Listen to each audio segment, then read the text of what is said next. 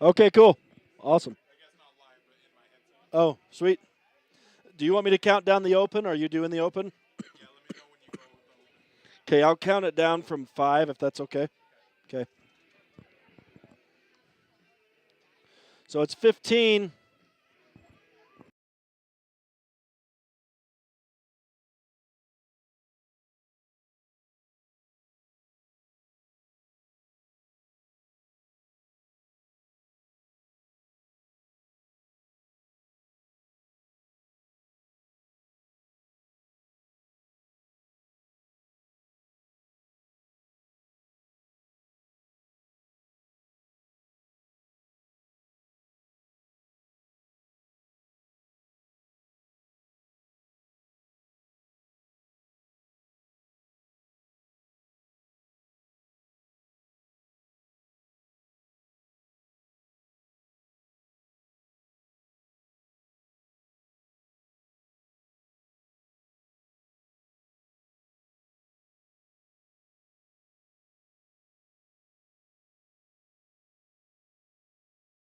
Football field. I'm Rhett Sifford welcoming you in for Friday Night Lights tonight, and I'm flying solo this evening as Art Adair is up at Utah Valley University supporting his daughter and the Monticello High School volleyball team.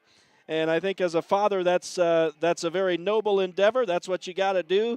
I can't think how he'd have been able to get out of that this weekend for sure. He does regret that he's not able to provide color for us here tonight. But he'll be joining us next week. Of course, that involves a little bit of assumption that San Juan is going to advance through Judge Memorial here this evening and move on to the state semifinals.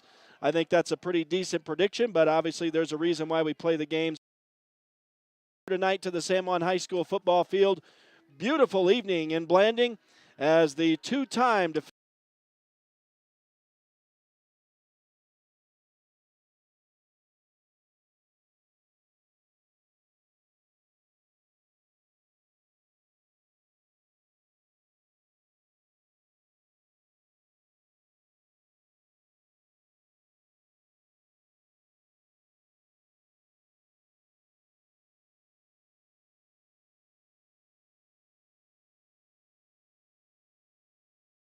for us. Of course, the RPI is entirely an AI-based ranking system, entirely based off of mathematics about who you've beaten and who they have played and who those opponents have played.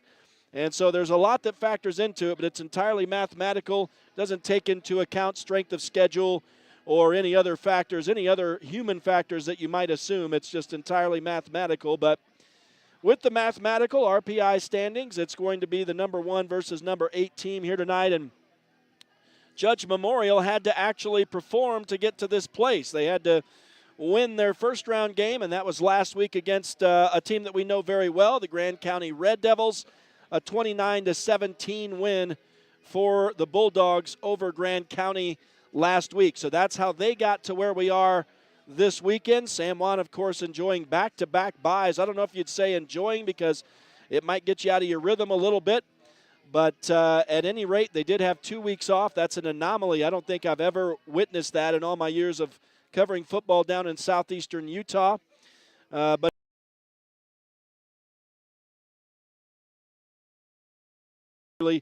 and the Broncos are going to take it to these Judge Memorial Bulldogs here tonight. We'll see, though. But you look at Judge Memorial coming in, and for the first time since 2014, they make an appearance in the state quarterfinals. They went 2-5 since these two teams met in Salt Lake City on September 8th, which, of course, was a big 67-7 win for San Juan. And one of the many wins they've had over these last 3 seasons. They have run it to a 34-game win streak, which is state leading. It's a school record, and it is tied. I think it's down in 11th now as far as active win streaks in the country. I believe we started that list with 20 schools on that, and that's down to 12 now with some teams dropping out. But San Juan, with these 2 weeks in a row off have dropped down to 11th in the active win streak, but these are all just fun stats for me. It doesn't matter to the coaches or to the players, or I don't know, maybe it matters to the players. I think it does matter, and it does matter to the coaches at times, but right now they're just really focused on taking care of business, as are the Judge Memorial Bulldogs, and they are coached by Will Hawes, who's a former Layton Christian coach, a former I can't remember his other school right now. For some reason, it slips my mind. I think it actually may have been Juab. No, it wasn't Juab. I can't remember exactly, but he actually mentions it in the interview here in just a minute. But he has a 10-41 record at Judge Memorial in his 5 years. This is his 5th year. And we did get a chance to talk with him just a little bit ago as we open up the Friday Night Lights pregame show with our discussions over these teams. We're obviously looking at Judge Memorial first, and we'll take a look at some stats in a minute. But we do want to get a chance to talk with head coach Will Hawes. And here's what he has to say as his team gets set to go here tonight. Well, Coach, thanks for chatting with us. This is obviously a long trip for you guys and a tough matchup here in the state quarterfinals. Yes. I mean, we took it as a good time to travel, become a team a little bit more, have a little more camaraderie, staying together, having an overnight trip. It's been fun. The guys are fired up. They're prepared. We'll see how the chips fall. This is a rematch for you guys. You started very quick against San Juan when they were up in your town, in your field, and then you had a battle on your hands. But how do you want to start here tonight? How have you prepared for this team? Well, we're healthy now. We played a tough Gunnison team right before we had San Juan, and the reason I set that schedule up is the same thing I've been preaching all season since I've been a head coach or judge. If you want to be the best, you got to beat the best. And this is a darn good football program, and this is the measurement of 2A football. So here we are to see what we made of. Coach, tell me about your team, what your strengths have been this year, and maybe the things that you feel like you've needed to work on. Well, early on we came out, we had a lot of pass sets. We were pretty good at passing, but we weren't winning games. Yeah, what's the big idea? We had to make some adjustments, start running the ball downhill a little bit more. We've got our both of our backs going downhill in the last 3 or 4 games. They've been doing a really good job. We were able on senior night to really put it together and break a few records, yardage-wise, touchdown-wise, points-wise. And, you know, if we can come together and just execute tonight with the minimal mistakes, we have a chance.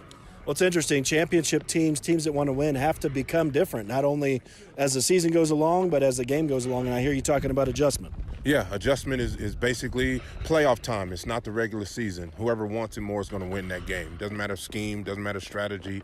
You're not going to outcoach anybody that's in these late seasons, playoff games. Everybody's here. They earn their right to be here. So it's just about who wants it more, and just like I told my team leaving the locker room, if we want it more, we got a chance to be in this game. Well, I hear you say that they're prepared. Your boys are prepared. What is the feeling you get from them coming in here tonight? Oh, they're excited. I mean, it's a great opportunity. Again, we're playing the former champions. I think they're 2 or 3-peat, and they're undefeated right now, 38 games straight. They average 49 points a game. They give up 12. We're trying to flip those records tonight. We're trying to flip the numbers and get in the end zone as much as we can and have a chance to and just try to do better than we've done all season long. And, again, we haven't hit our peak yet. We've still got a lot to go, and hopefully we get a chance to show that here next week. We'll see how it goes.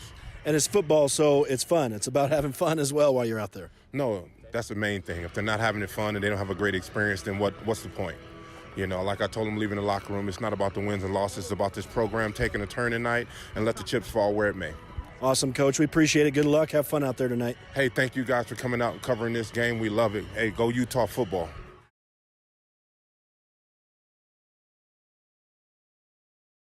As we get set to go. Obviously a tough task for Judge Memorial tonight, as they are the heavy underdogs, and they've got their work cut out for them for sure against the 2-time defending state champion San Juan Broncos, who begin their quest for a 3rd straight state title in earnest here tonight in the state quarterfinals. But taking a look at Judge Memorial, you hear Coach Hawes mentioning that they're all healthy, and we'll see how that pans out as far as what we saw the last time these two teams met back on September 8th. And they had kind of a 2-punch attack. The quarterback, Thomas Gutierrez, the senior, and Lamar Boyce, the senior, in the running game. So Coach Hawes, you heard there, likes the way his runners are running downhill, he said right now. And so that means getting yardage downfield and not hitting holes slow. That means they're hitting holes hard. And, of course, you got to have blocking for that. but it was Gutierrez and Boyce who really kind of made a lot of noise against San Juan early in that game, ended up scoring. They went down the field easily pretty much in that first drive and scored the opening touchdown of that game. Then San Juan proceeded to score the remaining 67 points, but it was that two-punch attack between Gutierrez and Boyce that really made it happen. And obviously, Judge is going to have a lot more folks go here tonight in order to keep San Juan on their toes. But Gutierrez, the senior quarterback, completing about 43% of his passes this year, 45 for 106 for 847 yards. He's got 9 touchdowns and 5 interceptions on the season. And his receivers, Henry Thompson, the senior, is leading in yardage with 566 yards on 32 catches. He has 7 touchdowns. King Long has 476 yards on 19 catches and 5 touchdowns. And then it is Marcus Herrera, number 9, the junior. And by the way, King Long is a sophomore, so that bodes very well for the Bulldogs. But Herrera has 10 catches, 191 yards, and a couple touchdowns. And Lamar Boyce has, he's a senior. We mentioned him already in the running game. 11 catches, 188 yards, and 2 more touchdowns for Judge. If you look at the runners, it is Lamar Boyce who has the two-headed attack, the two-headed monster out of the backfield, kind of like Conway for San Juan, but Lamar Boyce has 83 carries in the running game. He does lead with 575 yards and 6 touchdowns. Then the quarterback, Gutierrez, 49 carries on 376 yards and 5 touchdowns. And then you've got Caden Merrills, the senior, 51 carries, 186 yards. No touchdowns for him yet this season. And so I don't know about that, but that's just a report of the offensive stats for this Judge Memorial team. We're going to take a break here on Friday Night Lights pregame show, as we've got a few minutes left in the warm-up period here before the kickoff of this state quarterfinal matchup here tonight. We'll come back and continue the pregame show. We'll take a look at the San Juan Broncos when we return. Stay with us. It is Friday Night Lights on Red Rock 92 and StreamUtah.Live.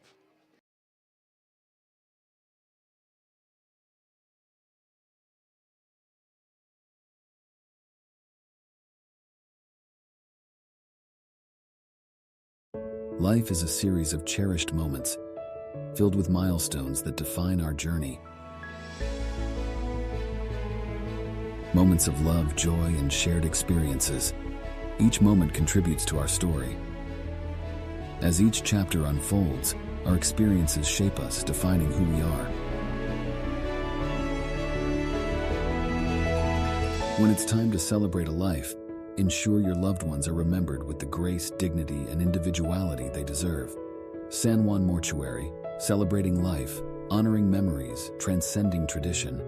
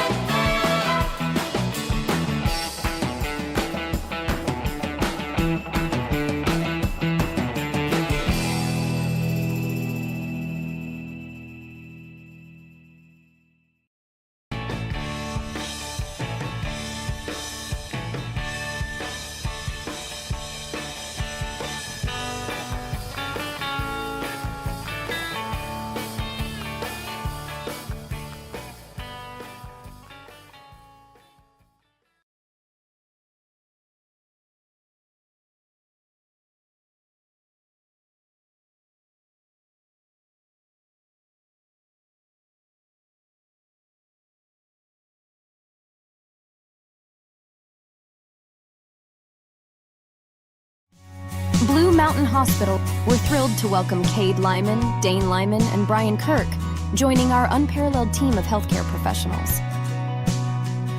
Blue Mountain Hospital has been setting the standard for rural hospitals since 2009.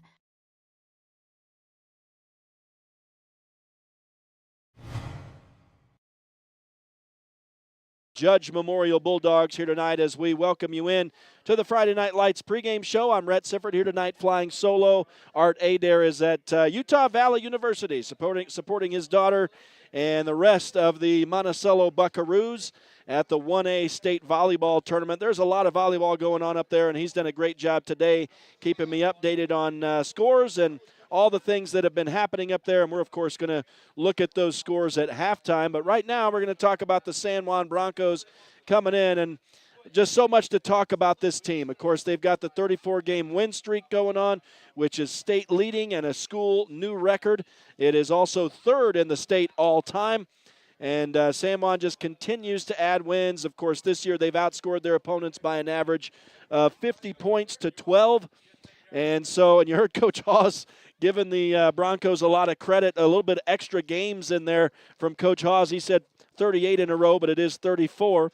But they're going to look to make it 35 here tonight. But the Broncos have had 2 weeks off, but before that they completed their 10th undefeated regular season with that win over Delta a couple weeks ago. This is their state record 47th straight postseason appearance that started in 1977. And just to give you an idea how long ago that was, I was 1 year old when that streak started, so that is a long time ago. They also won their 24th region championship and third straight this regular season.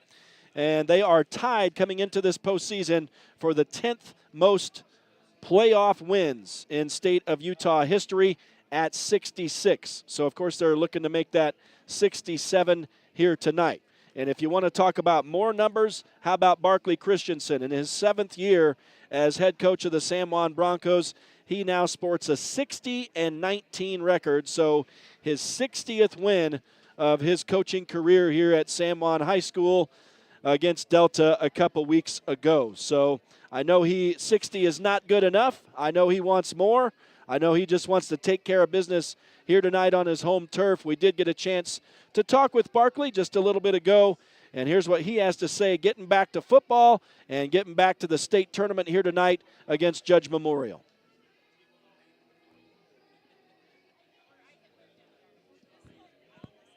Coach, it's good to be back out here on the football field. That was the weirdest time off. In my whole all my years of covering football down here in southeastern Utah, I've never had that much time off between a game.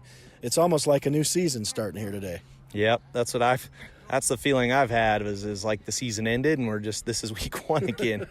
Yeah, I've never had 2 weeks off either, so that was kind of strange. And with a younger team, I'd be really worried, but it was nice because we had an injury yesterday with a kid, Tyler Pearson, but other than that, we're 100% healthy.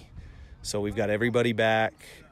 Tag's good to go. Javen Montella's good to go. Cool. Zach Conway got some much-needed rest. So I think we're trying to make it a positive thing because it was what it was. It's kind of out of our control, but I think it'll be a positive thing. What have you guys done for the past couple weeks? Hit each other a lot. The kids made the comment, we are so sick of practice against our own team. It's funny because the defense knows what the offense is doing. The offense knows what the defense is doing. And, of course, you try to win every rep, so guys start cheating. And, yeah, it's hard. And you can never simulate a game. We've tried to do a lot of scrimmage-type stuff. We've tried to keep things the same for the most part, but it's been hard. What are your thoughts as you come in tonight? We get to play a football game. That's the big thing. We get to play a football game. We're really excited about that. Eager to see how we come out. I mean, obviously there might be a little bit of, I don't know what the word, rustiness, but we get to play, and that's what we're excited about. Well, I know everybody's eagerly been awaiting this. You're obviously heavily favored here tonight. Have you done anything different preparing for them, knowing what you saw a few weeks ago up in Salt Lake City? Yeah, they like to play a tight man-to-man defense. Javen Montella had a great game against them in Judge. So if they're going to come out in that same defense, I think maybe him and some others will have the same results. We know more about them, so it's easier to prepare for a team twice just because we know kind of what they're going to do. Yeah, they were strong early, and then obviously you handed it to them. And for you guys, 3 of maybe the plays of the year, video-wise, highlight-wise, in that game from both Montella and Conway. Yeah, they've got good athletes that they got out in front of us, so we can't take any team lightly.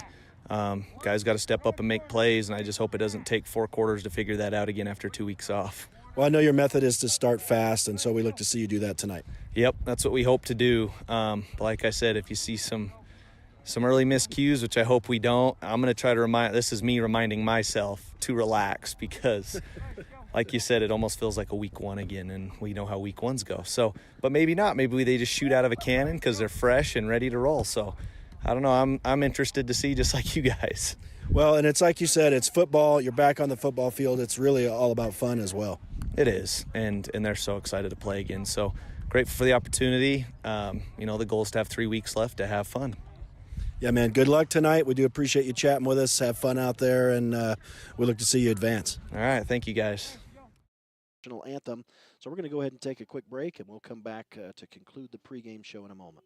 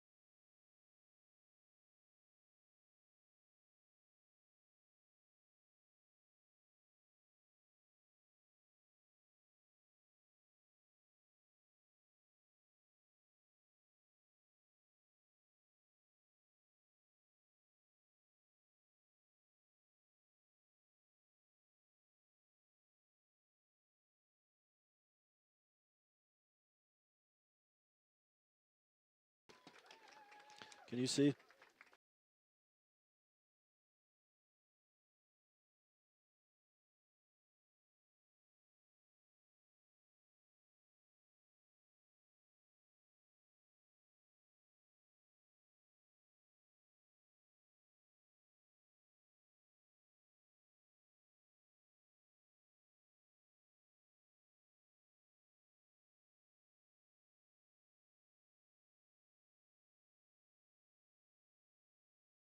Back live to San Juan High School. Rhett Sifford welcoming you in for Friday Night Lights tonight on Red Rock 92 and StreamUtah.Live. It is the 2A Utah State quarterfinals here tonight with the hometown and two-time defending state champion San Juan Broncos hosting the Judge Memorial Bulldogs here tonight. And we had a beautiful rendition of the national anthem just moments ago.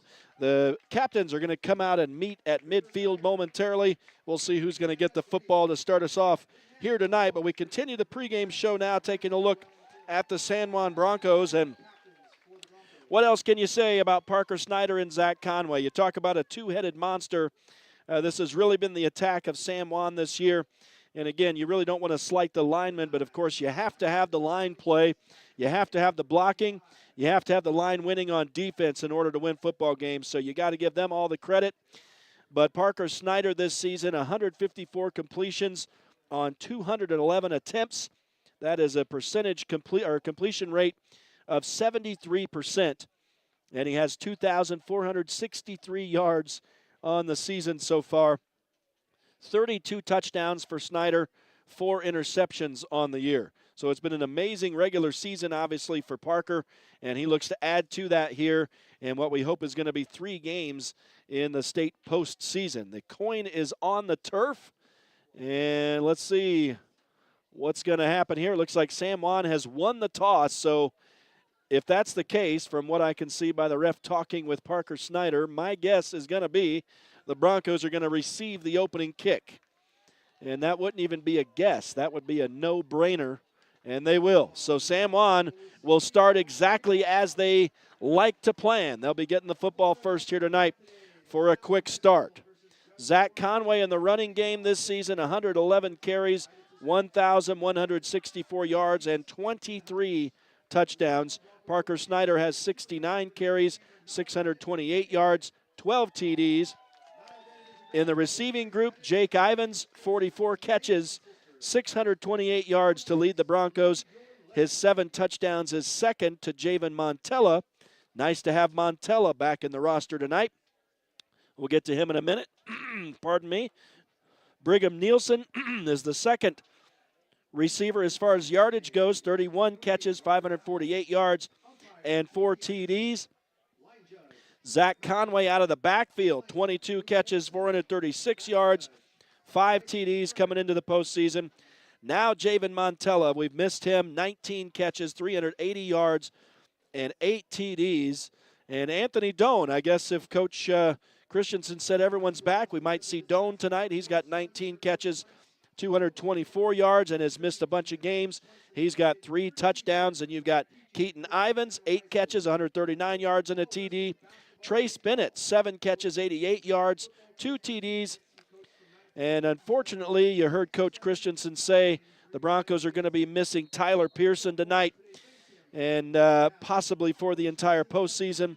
He's got 5 catches, 42 yards, and 2 more TDs. But we are underway. The opening kick rolls down inside the 5 from Judge, and scooping it up there, returning it back out to the 14 is Brigham Nielsen. So not necessarily the kick return San Juan wanted to start with, but they're going to have the football at their own 14, and if there's anything we know about this offense, there's not much that can contain it, and they don't mind having a long field to start out with, that's for sure. The Broncos, again, come in 9-0 on the season, 34-game winning streak, and the offense on the field to get us underway here tonight, as Parker Snyder will, of course, work from the shotgun, and he'll immediately throw out here into the near sideline, and there's Anthony Doan right there, and I think Doan just looked downfield to try to make a move before he secured that football. It goes right through the fingertips, so that may be a little bit of that rust, as an incomplete pass will open it up here tonight, and the Broncos will try again from their own 14.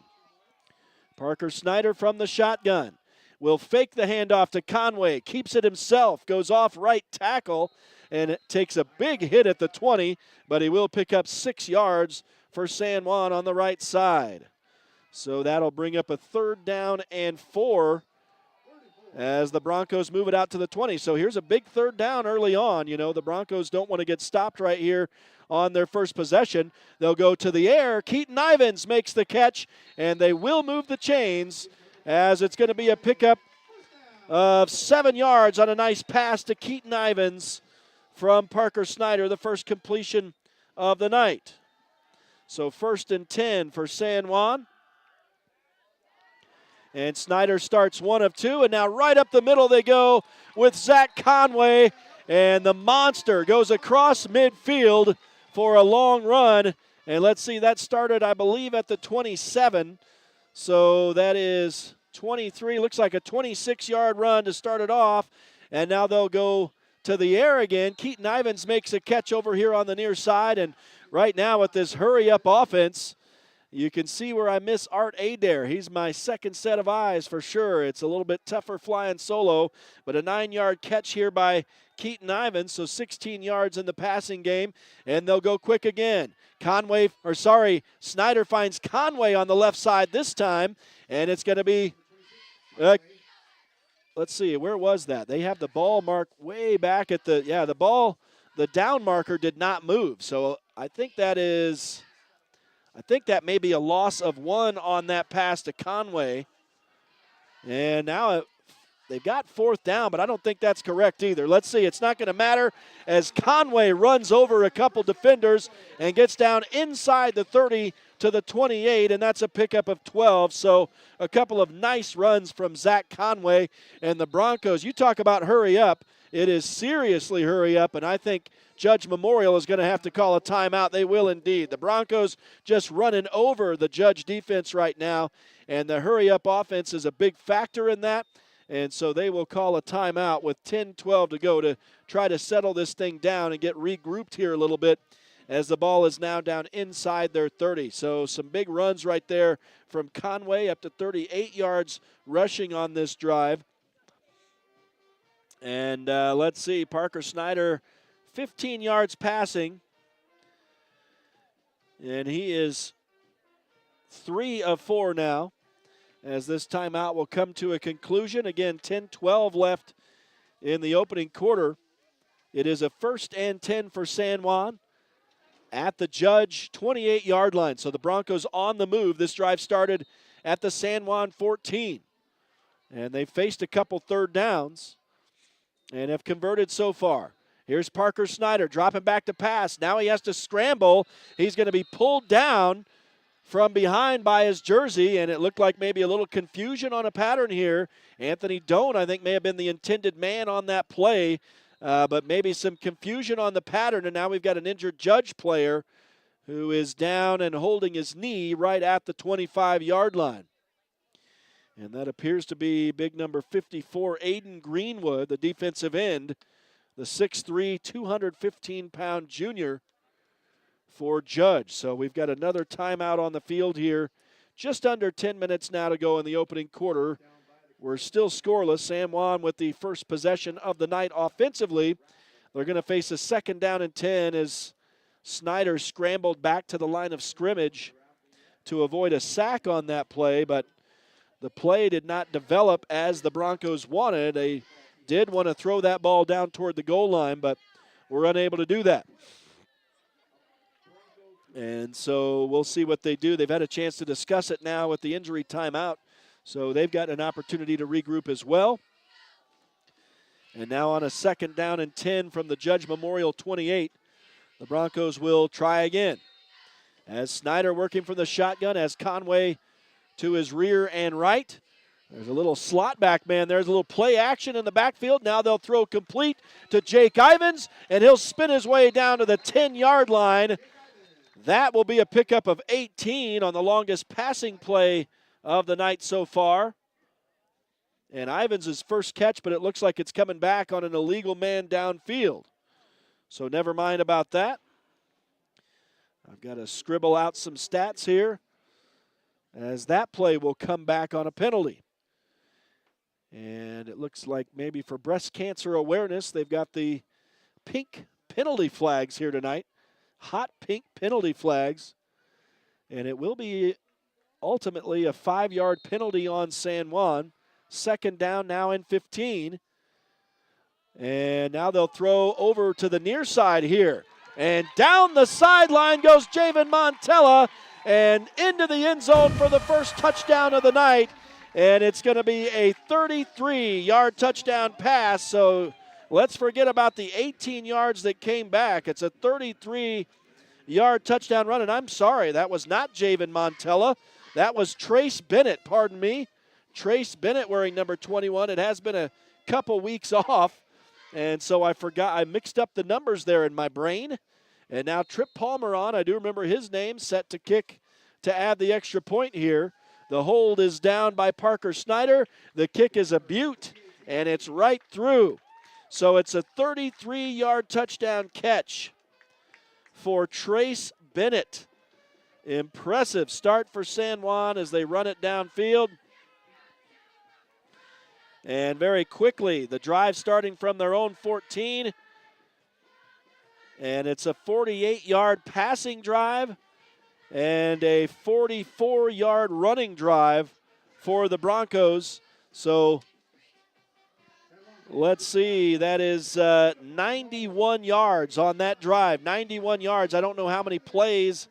Let's see, I can actually figure that out. 1, 2, 3, 4, 5, 6, 7, 8, 9, 10 play drive, 91 yards, and the opening score of the night makes it 7-0 with the Trip Palmer PAT, the 33-yard touchdown catch for Trace Bennett. I don't know if that's exactly what we would have figured on the first touchdown catch of the night. And so for Trace Bennett, it's his 3rd TD catch of the season. And for Parker Snyder, his 33rd touchdown pass of the year. So they just continue to pad those stats. And now some personnel changes for Judge up on the front line of the receiving crew as San Juan kicks it away. It's a short kick that comes down at the 25, and the Broncos don't allow more than 5 yards on the return right here. Judge Memorial will start shy of their own 30, it looks like, or maybe right at the 30 here with 9:33 to go in the opening quarter, trailing San Juan by 7 points. And Friday Night Lights on Red Rock 92 and StreamUtah.Live is brought to you in part tonight by Anderson Oliver Title Insurance Agency, Utah State University Blanding, San Juan Health, and Car Shop Auto Body. Big thanks to all the sponsors making the broadcast possible. So here's our first look at the Judge Memorial offense, and it's a fumble on first down, and the Broncos have it as they've recovered the fumble. It happened so fast, I'm going to have to wait and see if it was Lamar Boyce on the carry for San Juan. And we'll have to consult the replay here. I'm not sure it was. It looks like it may have been number 5 instead of 3. And let's see who gets up from the pile down there. I can't really see just yet, and I didn't see. It was number 5, so I don't have him as a runner. I saw him on the list. That is Caden Merrills. So maybe that's one of the guys that are back healthy for Judge. But in this case, it's a fumble, and now the Bronco offense back in business. And speaking of back in business, Parker Snyder connects with Brigham Nielsen for a pickup of 14 to start us off. And so right back to it for this San Juan offense, and it doesn't look very rusty right now. That's Nielsen's first catch of the night. San Juan has a 1st and 10 inside the Judge 20. Now a pass that was nearly picked off, but I think it's Conway on the catch over there, and he drives it all the way down to the 6 of Judge Memorial. And that is a 13-yard catch for the San Juan senior, Zach Conway. 13 yards. Let's get that on here as they're going to go again. This time on the ground, it's Conway. And to the end zone he goes. Touchdown, San Juan. I didn't see that he got in, but he does as he drives right over the top of the Juab defense, bowls him over, and into the end zone he goes for the second touchdown of the night. A 6-yard TD carry for the big, strong senior, Zach Conway. And so the Broncos lead 13-0 as Trip Palmer is on to attempt the extra point, and now we get whistles before the kick comes here. It is the 24th touchdown run of the year for Zach Conway, and let's see what the issue is here with the officiating crew. Maybe Judge trying to get an advantage in there on the line to try to come in and block that kick. They're talking to the linemen in there. No flags have been thrown. That is actually, it's going to be a false start on the Broncos. So they'll call San Juan for a false start, and it'll be a little bit of a longer kick to test Trip Palmer here. He does have a bit of a quartering headwind here. So we'll see what Trip Palmer's made of in the kicking game here. This is going to be now a 25-yard attempt for the San Juan sophomore.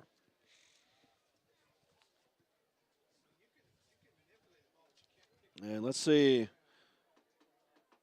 So I guess maybe the center picked the ball up and moved the football, so that was the call.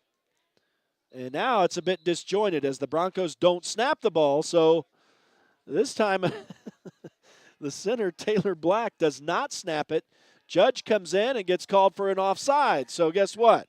It's going to go right back to the traditional PAT attempt here for San Juan. A little bit of chess match action going on here on a lengthy PAT attempt here with 9 minutes to go in the opening quarter. Broncos trying to add a 14th point to their lead here.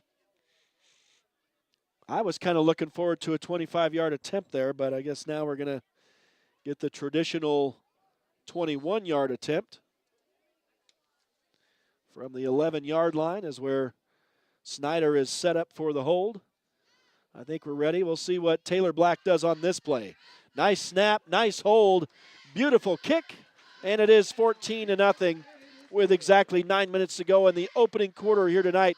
The state quarterfinals, San Juan up on the Judge Memorial Bulldogs. We'll take a quick break.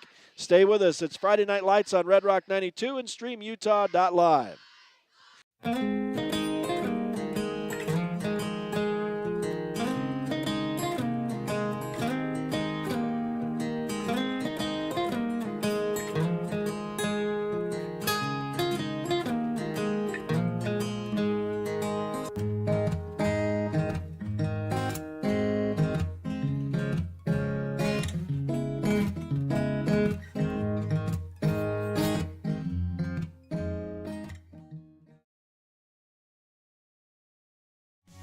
Blue Mountain Hospital, we're thrilled to welcome Cade Lyman, Dane Lyman, and Brian Kirk, joining our unparalleled team of healthcare professionals.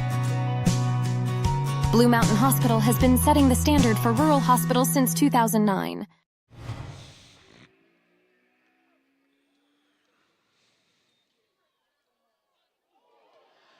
Back line San Juan High School as the Broncos kick it away here, and a big hit on the kick return for San Juan. And Judge is going to start inside their own 20 on this one, and I don't know if that kid will want to return the football anymore tonight, as San Juan now leads it 14-0. And Judge Memorial fumbling on their first play from scrimmage on their last possession, and that was number 5, Caden Merrills, who may end up being the main man tonight in the running game. He is definitely the backfield. It is Gutierrez up under center as the quarterback, so they're not working from the shotgun at all. Now here's another big tackle for San Juan as they swashbuckle the man who was the running back against the Broncos a few weeks ago in Salt Lake City, Lamar Boyce, and he loses a hard yard right there. That was a tough run, and the Broncos smoked him right there at the line of scrimmage. So 2nd down and 11. But at least he held on to it that time, Judge Memorial is thinking, because obviously they turned the ball over immediately. And coming into this ball game, the Bronco defense had 27 takeaways. I didn't get a chance to mention that. I don't know if that leads the 2A. I should have maybe studied that info, but was unable to. Here is a pitch, and that's going to get some positive yardage for Judge as they'll go across the 25, just across the 25. It looks like that was Lamar Boyce on the pitch that time.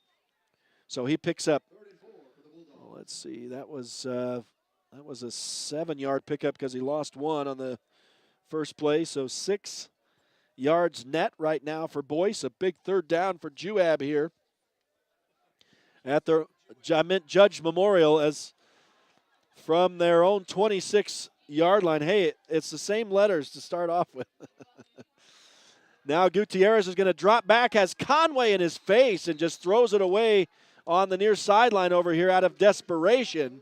So Conway with the cornerback blitz, and that thwarts that passing attempt, and that will bring up a 4th down and 4 and a punting situation.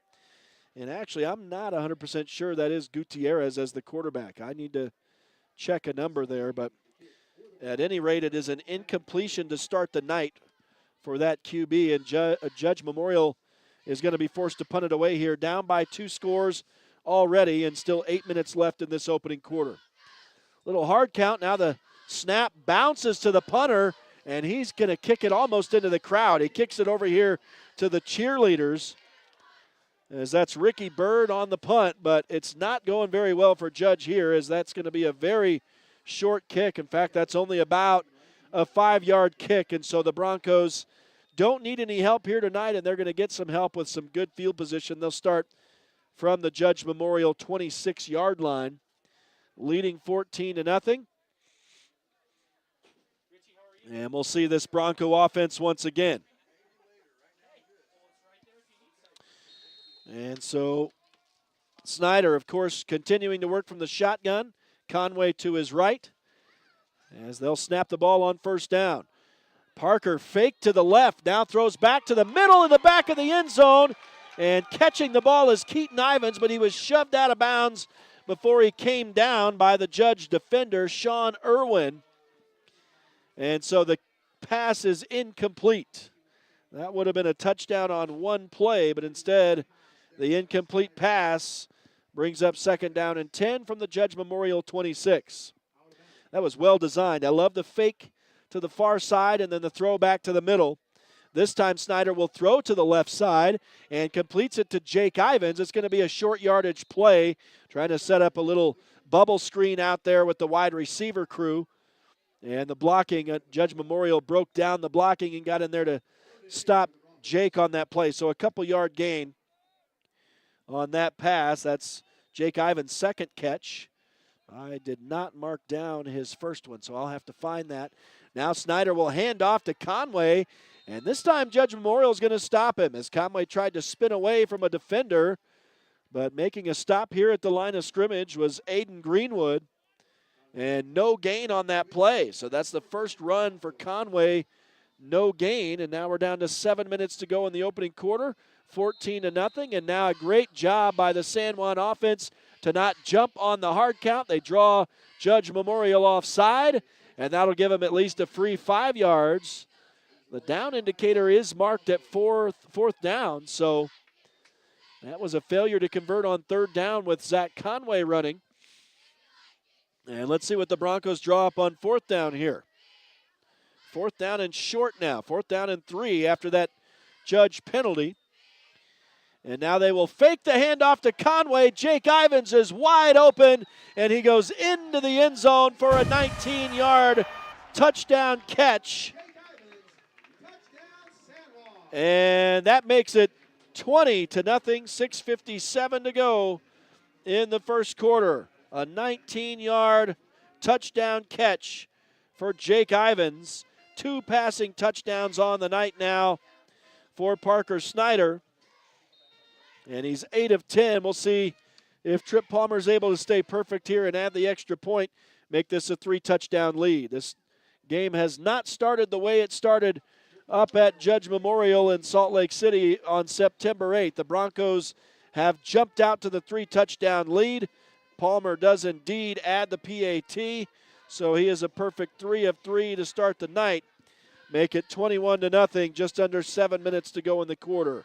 We'll take another quick break and come back out to the San Juan High School football field. Stay with us.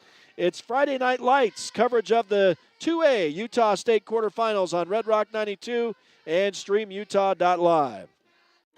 In 1957, Lyle and Clea Johnson founded Lyle Northern Electric. What began as a small business in their family home has grown into the prominent local company it is today, a third-generation owned and operated company. Lyle Northern Electric is honored to have served the people of San Juan County for the past 65 years and is a proud supporter of high school sports.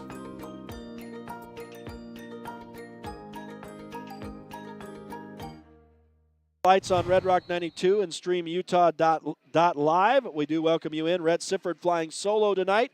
Art Adair is up at the Utah State volleyball tournaments at Utah Valley University this weekend. So I am missing his presence, but we're trying to get it done as we slog through the mud here on the Red Rock 92 broadcast and StreamUtah.Live. And sadly, it is the final football streams of the year for StreamUtah.Live. This weekend, we, of course, have this game right now, and Monticello hosting Monument Valley in the 8-man bracket in Monticello tonight. And unfortunately, after tonight, we lose the video rights as we head into the semifinals starting next week at Zions Bank Stadium, which is the place where RSL Academy plays in Harriman. So that'll be a new stadium for me. It is indeed not Gutierrez. Is that number 80 the quarterback? Or is it 88? Hagen Schweb. I don't even know how to pronounce that man's name. No, that can't be him. I'm trying to find a number. I'll have to keep paying attention. So it is not Gutierrez quarterbacking for Judge Memorial, and he does throw incomplete, whoever it is here. So I have misspoken. Not Gutierrez. And let's see, maybe that was a wildcat snap. I'm not sure. Let's see what we get here on second down. As Judge Memorial at their own 35-yard line. Boy, running into a wall of defenders, bouncing back and then reversing field is number 80. The quarterback, I guess. I've never seen a quarterback wear number 80. And I do not have his name on my roster. So I don't know if we've got a roster that was passed out tonight. If I could maybe take a look at that, I'd like to see who number 80 is.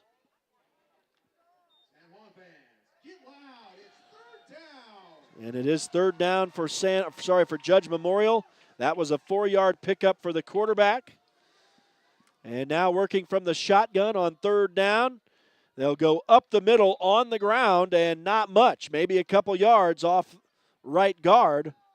And that time it was Lamar Boyce on the carry. So he has 3 carries on the night, but Judge Memorial unable to convert third down, and they'll be forced to punt the ball away again as they have moved it to their own 41, but can't get past that.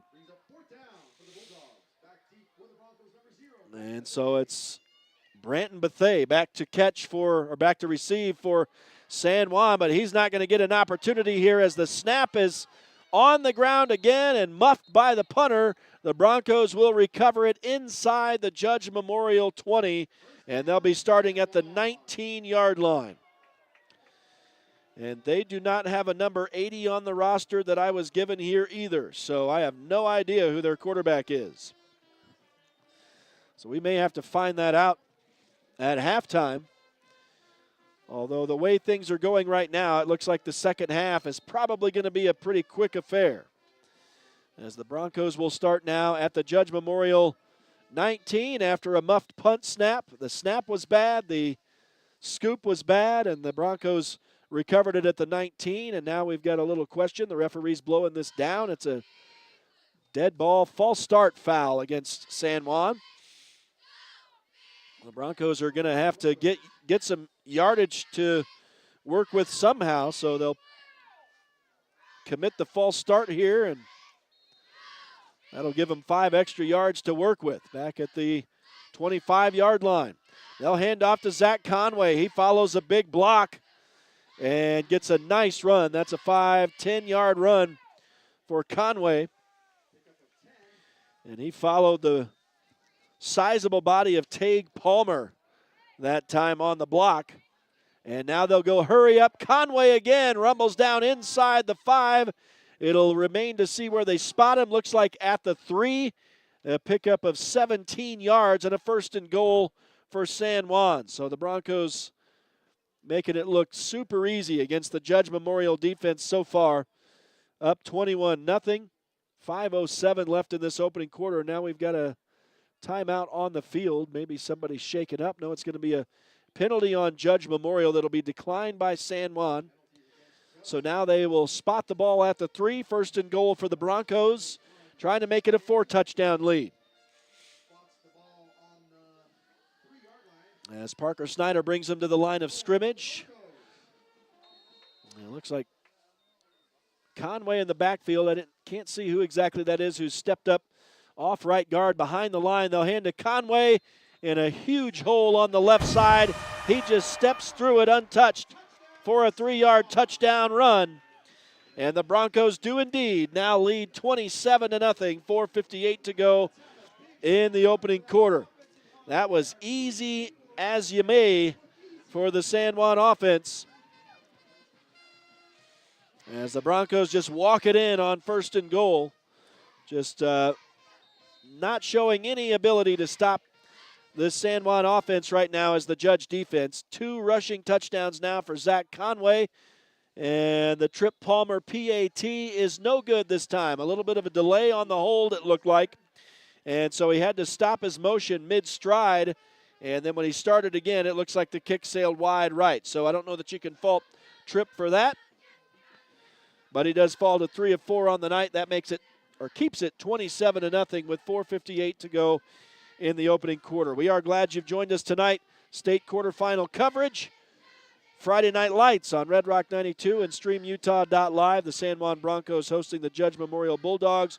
We're brought to you in part tonight by Colleen Kays, author of the 7 Dynamos of Organizational Power, Red Mechanical, San Juan Building Supply, Flights Gymnastics, Northern Electric, Red Mesa Home Health, Emory Telcom, Napa Motor Parts, Creative Floors, San Juan School District CTE programs, and Blue Mountain Foods.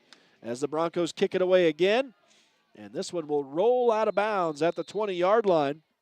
That could have been caught by an up man, but they elected not to catch that football and instead let it go into the secondary of the kick return team there. So now we'll get to see the Judge Memorial offense starting from their own 35. So decent field position for the Bulldogs here, as Judge will try to answer this San Juan juggernaut here, which is up by 4 scores, and still 5 minutes or just under 5 minutes to go in the opening quarter here tonight. state quarterfinals in the 2A bracket. And right now, the two-time defending champions having no problem against the number 8 Judge Memorial Bulldogs. As number 80 airs it out, now we get a flag in the San Juan secondary. That ball was nearly picked off, I believe, by Snyder over there. Maybe that was Bethay, but tough to see the numbers in the sun over there. But it looks like it may be an offensive pass interference, and indeed it is. And so this will, oh no, I'm sorry, defensive pass interference. Out to midfield. And so that's a first down for Judge Memorial at midfield on the pass interference penalty. And now I think we're probably going to get a warning over here on the near side.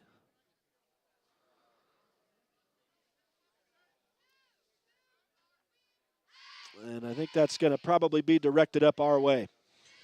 So I think. And so first down and 10 for Judge Memorial. As we had some. Yeah, we'll just call the play here, I think. It's going to be second down and 5 now as Lamar Boyce gets a good run for, well, looks like about 4 yards on the spot. No, now they'll move it ahead. 5-yard gain for Boyce. And so second down for Judge. That is one of their longest plays of the night right there. And I'll see maybe at the end of this quarter if I can send a messenger down to figure out who the Judge Memorial quarterback's name is. As they'll send a man in motion, and now handoff off right guard. And a short gain for Lamar Boyce, maybe a couple more yards. So that gives him 15 on the night. We'll call it third down and 4 yards to go for the Bulldogs. So another big third down. They've yet to convert here tonight. In fact, that first down by penalty was their first down of the night. So let's see what we get here on third down. The passing game has been silent for Judge. And I think I probably missed an attempt. I know I have for sure. So I'll have to mark that down. There have been at least 2 incompletions. My stats, of course, are unofficial. They're going to keep it on the ground again here on 3rd and 4, and not much. It looks like it's the quarterback running it, and maybe a yard. So they are unable to convert once again, and we'll see if it looks like they're going to keep the offense out there. The punting game has really been a struggle. The snaps have yet to make it to the punter. One time he punted the ball 5 yards. The next time it was a fumble and a huge loss of yardage. And so really if you're Judge, there's no reason not to roll the dice. It can't hurt you any more than the punting game has. So on 4th down, they'll go for it. And the quarterback faked the sneak, now pitches, and Lamar Boyce has some room, and they're going to convert on 4th down. As that'll be a 5-yard run, or we'll call it maybe a 6-7-yard run for Lamar Boyce. It matches his largest of the night.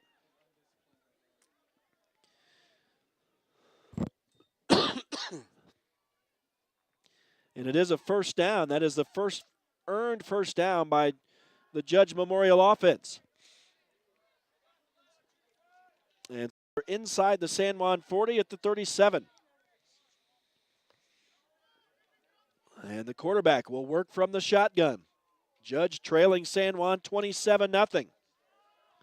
They'll hand off to Boyce again, and he's not going to get much. Maybe back to the line of scrimmage. Wrapped up by a couple Broncos there.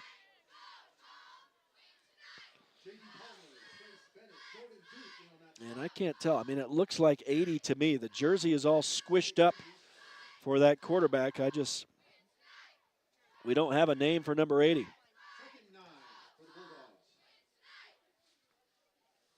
Second down, and it looks like they gave Boyce 1 yard on that play, so he's got 23 yards rushing. And again, a second down and 9 as they're still trying to get set in the formation. Now Judge will pitch, And it's to Boyce, and he's going to get some decent yardage off right tackle on the pitch. That'll be a 5-yard gain. And a 3rd down and 4 coming for the Bulldogs.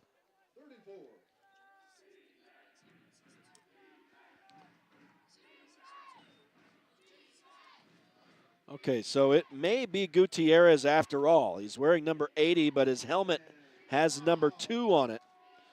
I'm receiving word, so I'm just going to say maybe it is Thomas Gutierrez. I would think it would have to be. So they threw the old curveball on me here. I love it when they do that.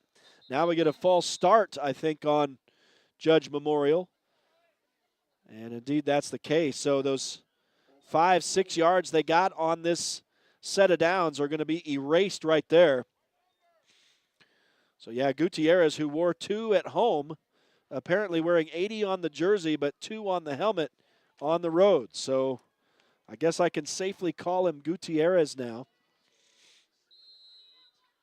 And it will be a 3rd down and 10 after this penalty. The ball marked back across the 35 to the 37. And we're winding down into the final minute of the opening quarter. The Broncos up 27-0 here in the state quarterfinals. Gutierrez will drop back, throws it with all his might, and throws into double coverage, incomplete down the far sideline. And there are some flags in the Judge backfield.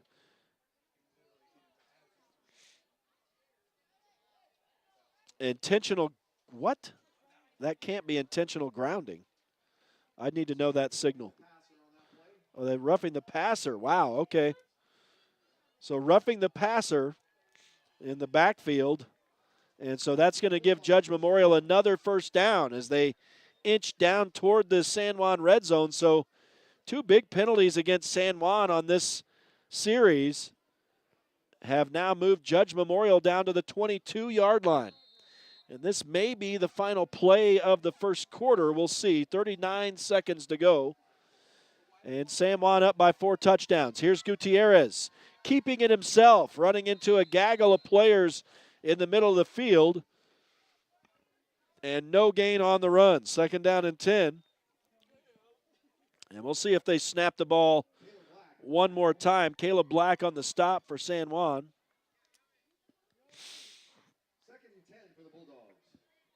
And so down to 10 seconds to go. It doesn't look like they're going to get this ball snapped. And so I'm guessing we're going to move into the second quarter. That's the case. They're going to concede it, not snap the football. We will head to the second quarter with the San Juan Broncos up 27-0 on the Judge Memorial Bulldogs here in the 2A Utah State quarterfinals in Blanding. We'll take a break. Stay with us. We'll be back to start the second quarter. It is Friday Night Lights on Red Rock 92 and StreamUtah.Live. Hello, my name is David Palmer, and I am the Parks and Recreation Director for the City of Blanding.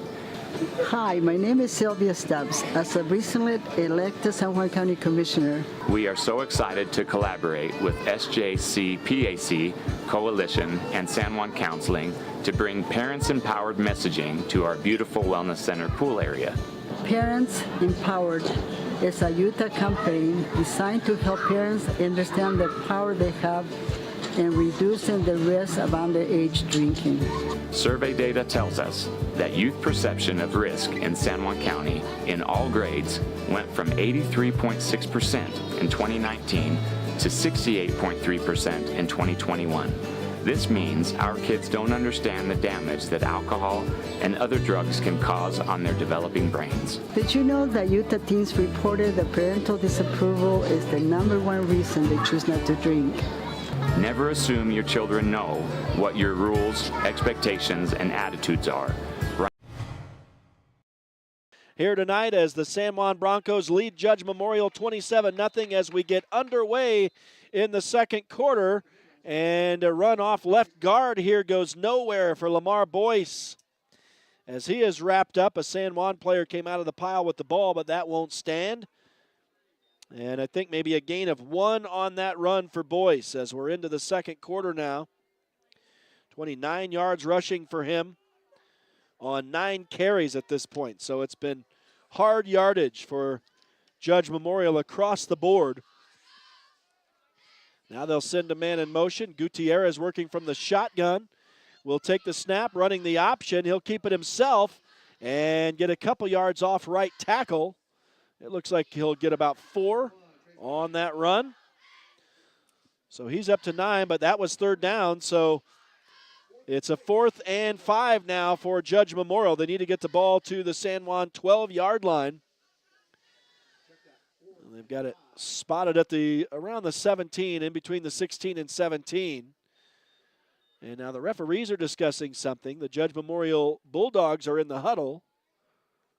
I don't know if the refs have, the clock is stopped, so the refs are discussing something here. And it's an official, it's somebody's calling a timeout. Looks like maybe Judge Memorial calling a timeout here. It is a judge timeout.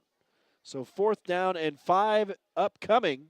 We are just underway in the second quarter with San Juan up by 4 TDs. So obviously a huge play for Judge at this stage of the game, just trying to give themselves a chance to have an opportunity to stay in this thing. It looks like they're going to call the coaches out for a discussion here.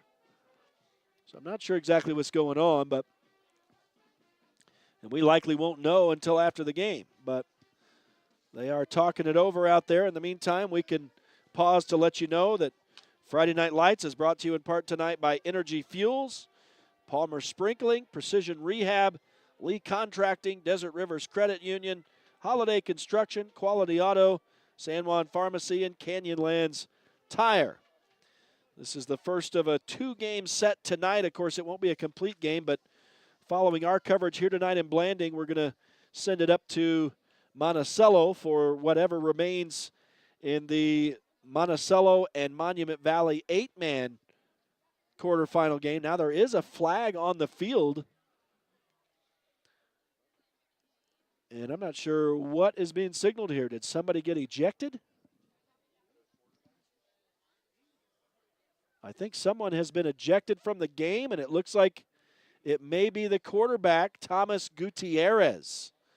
Wow. So what a development here. And I do see another man warming up on the far sideline. So that is not exactly what Coach Hawes wanted to have to deal with here tonight against his toughest opponent of the season. And a strange event here. Gutierrez is done, it would appear. And a personal foul will obviously not only remove Gutierrez from the game, but will also mark the ball back 15 yards. So it piles up on Judge here as they are now going to have it back outside the 30 at the 31 and need to get the ball to the 12-yard line of San Juan to move the chains. And it was the Bulldogs' best drive of the evening so far, so I don't know what was the problem with Gutierrez, but obviously it was too much of a problem, and he is done for the night. So in steps Adrian Palmer, the junior, and he'll work from the shotgun. And his first play is a pass over the middle, and it's complete on a beautiful catch, and it's a first down to the San Juan 10. Are you kidding me? A 21-yard pass for Palmer, who comes in the worst of circumstances and steps up to the plate. Wow. And so Judge Memorial has a 1st and goal, inches on the inside of the 10-yard line of San Juan. And I did not see who made the catch. Let's see. I'd have to keep watching the replay. It's number 1, and now it looks like Palmer will hand off. So it was Henry Thompson touching the ball for the first time tonight on a 21-yard catch. And now 2nd and goal as it looks like Lamar Boyce carries and maybe gets a yard. So Judge Memorial in business after Thomas Gutierrez is ejected from the game and junior Adrian Palmer steps in and throws a 21-yard beauty right in the middle of San Juan coverage. And so now they've got a 2nd down and goal. And here's Palmer working from the shotgun with 2 wide to the right, 1 wide to the left, and a slot back off right tackle. And he'll send that man in motion to the left side. Now Palmer will hand off to Boyce again. And Lamar Boyce, who was able to get outside on the Bronco defense on September 8th, has kind of been hemmed into the middle here in this game so far. Another pickup of 1 here. And it will be 3rd down and goal now at the 8-yard line. So 2 more shots at it here for Judge Memorial with 9 minutes exactly to go in this first half. And the Bulldogs have had the ball for a long time now. This has been their most sustained drive of the night. And it's a short, few yard pop here and there, but they're in business with an opportunity to score. They throw into the end zone, and it's in and out of the hands of the intended receiver, number 11, King Long. And now a 4th down and a personnel change here, and I'm not sure why Coach Hawes would not go for this on 4th down from the 8, 4th and goal. The incomplete pass that time from Palmer was definitely not his fault. But it looks, are they going to try a field goal here? I'm honestly a little bit taken aback by this. Down 4 touchdowns. I'm not certain. I'd say if I was San Juan, I'd watch out for a fake right here to be sure. But they get number 7 out there, Ricky Bird, for an attempt. The snap is on the ground. I think it was going to be a fake, and I think Bird was intended to throw it to the right side. There were 2 guys open, but the snap was not good, and the Bulldogs have had trouble with their snaps all night. But they did get 2 men open on the right side, but were unable to execute the pass. I think that was supposed to be a pitch back to Bird, and Bird was going to throw to the end zone. It looks like number 10 was going to release Sean Irwin and go to the end zone for a touchdown pass, but it did not come to fruition. So on 4th down, Judge Memorial drove all the way down to the San Juan 8, but turns it over on downs here. And now Parker Snyder is in traffic in the backfield, and the ball, I think, his arm may have been partially touched as he wound up for that pass to the right side, and it falls incomplete, 2nd and 10. So that is just the 3rd incompletion for Snyder tonight. And his first attempt in the 2nd quarter, as Judge Memorial took a lot of time off the clock right there on that series. But San Juan now back on offense, and now Snyder throws complete to the right side, and it's Keaton Ivins high-stepping past some defenders, and now he goes all the way down into Judge territory inside the 40. This play originated at the 15, and so it's a 35-yard. Let's see, it may be coming back. I don't see flags on the field. I thought they were marking it back here, but no, he's just coming back to the line judge over on the far side. So 35, 40, 45, 52-yard pass. 52-yard pass from Snyder to Keaton Ivins. And now it's the Broncos who are in quick business. Down inside the Judge 35 at the 33-yard line.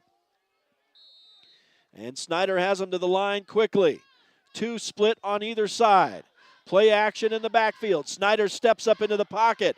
Now he's flushed and he's on the run. Pulls up at the line of scrimmage. Heaves it into the end zone to a wide open Jake Ivins for San Juan's 5th touchdown of the night. I don't know how Ivins got so open on a play that took so long to develop. A little bit of sandlot football in the back of the end zone there. And the Broncos strike again. And that was a 33-yard touchdown pass to make it 33 appropriately to nothing. With 8:17 to go, and the Broncos aren't going to try to make it a 35-point deficit here as Trip Palmer is on to attempt the traditional extra point, and he does drain it. So he's now 4 of 5 tonight. And the Broncos increase the lead to 34-0 with 8:17 to go in the first half. We'll take another quick break. It is Friday Night Lights coverage of the 2A state quarterfinals in Blanding with the San Juan Broncos leading the Judge Memorial Bulldogs 34-0. Stay with us on Red Rock 92 and StreamUtah.Live.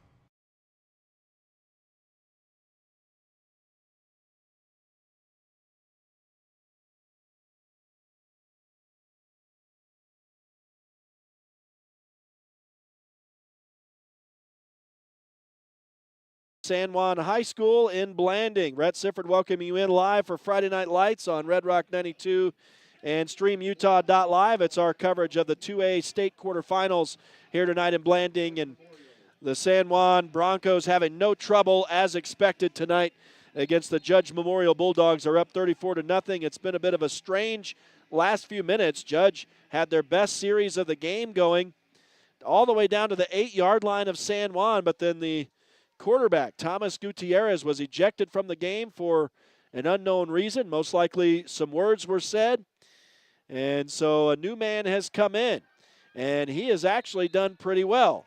Adrian Palmer, who will hand off this time, and it looks like it's Caden Merrills on the carry, and it is a pickup of 9 for Judge. So it'll be 2nd down and 1. I think I have possibly missed a run tonight, because I know that Caden Merrills carried earlier in the game, but that's the first time I've marked anything on his sheet. So again, my stats are always unofficial, and there's a good chance we might just be reporting San Juan stats for you tonight at any rate. So we'll see how it goes. Here is Palmer dropping back. So we got 2 Palmer quarterbacks in the game now. This was not the intended receiver, but a heck of a catch on the far sideline over there by number 1, Henry Thompson. It looks like it was enough to move the chains, so a 2-yard catch. And Adrian Palmer completes his 2nd of 3. Both of them have gone to Thompson. And so a new set of downs for Judge Memorial as they get across their own 30 to the 31. And it is Adrian Palmer. And I said there were 2 Palmers, but I'm going back in the time machine. The Broncos don't have Palmer at quarterback anymore. That was 2 years ago. So, well, just after I give good words to Adrian Palmer, he throws an interception over the left side, and San Juan will take it back to the Judge 40, and then a late blocking over there on the far side. I did not see who intercepts this football. Let me consult the rebound or the replay. Looks like it's going to be Jordan Duke. Jordan Duke gets the pick, and let's see, for Duke, it is his first interception of the season, and it puts the Broncos quickly in business once again as Adrian Palmer falls to 2 of 4 on the night with the interception. And the San Juan offense back on the field here. And it looks like they're just trying to set the chains over there on the far side. The ball will be spotted at the 38-yard line of Judge. And so now San Juan has an opportunity to increase this to a level that would get us a running clock to begin the second half. And so far tonight, the Judge defense hasn't really shown much of an indication of being able to slow down this offense. So the Broncos, Parker Snyder working for the shotgun. Play action, now throws to the left side, and miscue with his running back, Conway, and the pass falls incomplete out of his reach. So they'll try that again. That was not firing on all cylinders, but I'm sure they'll get it corrected. 2nd down and 10. That's just the 4th incompletion for Snyder, who's up to 181 yards rushing. And now they'll hand off to Conway, and he hammers, absolutely hammers a Judge Memorial defender. And that may have been that was close to head, but they both just kind of ducked the helmet there, and now a late flag in the area of the Judge secondary. So I think maybe some Judge frustration is boiling over, and things are being said, and players are being penalized, and I'm guessing that's they are going to maybe call Conway for targeting here, is maybe what might happen. He definitely hammered number 10. And they both went down low on the play. It would be a huge run, but it is going to be a penalty on San Juan. I didn't see the indication, so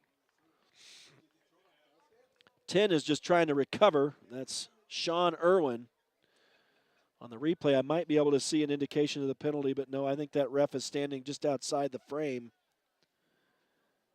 If it's targeting, I apologize. I should know the rule, but I don't know if the player gets ejected from the game. So nobody's going to get ejected in high school. Was it a targeting? So it was a targeting call. That's what I thought. I kind of assumed that once I saw the hit, that's what was going to happen. I tell you, Sean Irwin definitely got the worst of that. Well, it ends up being a 2nd down and 14 for San Juan. So the run counts. I don't know exactly how many yards Conway got. This time he catches the ball out of the backfield, and he looks to run someone else over, but instead pulls up and spins away, hits the circle button down inside the 20 to the 16.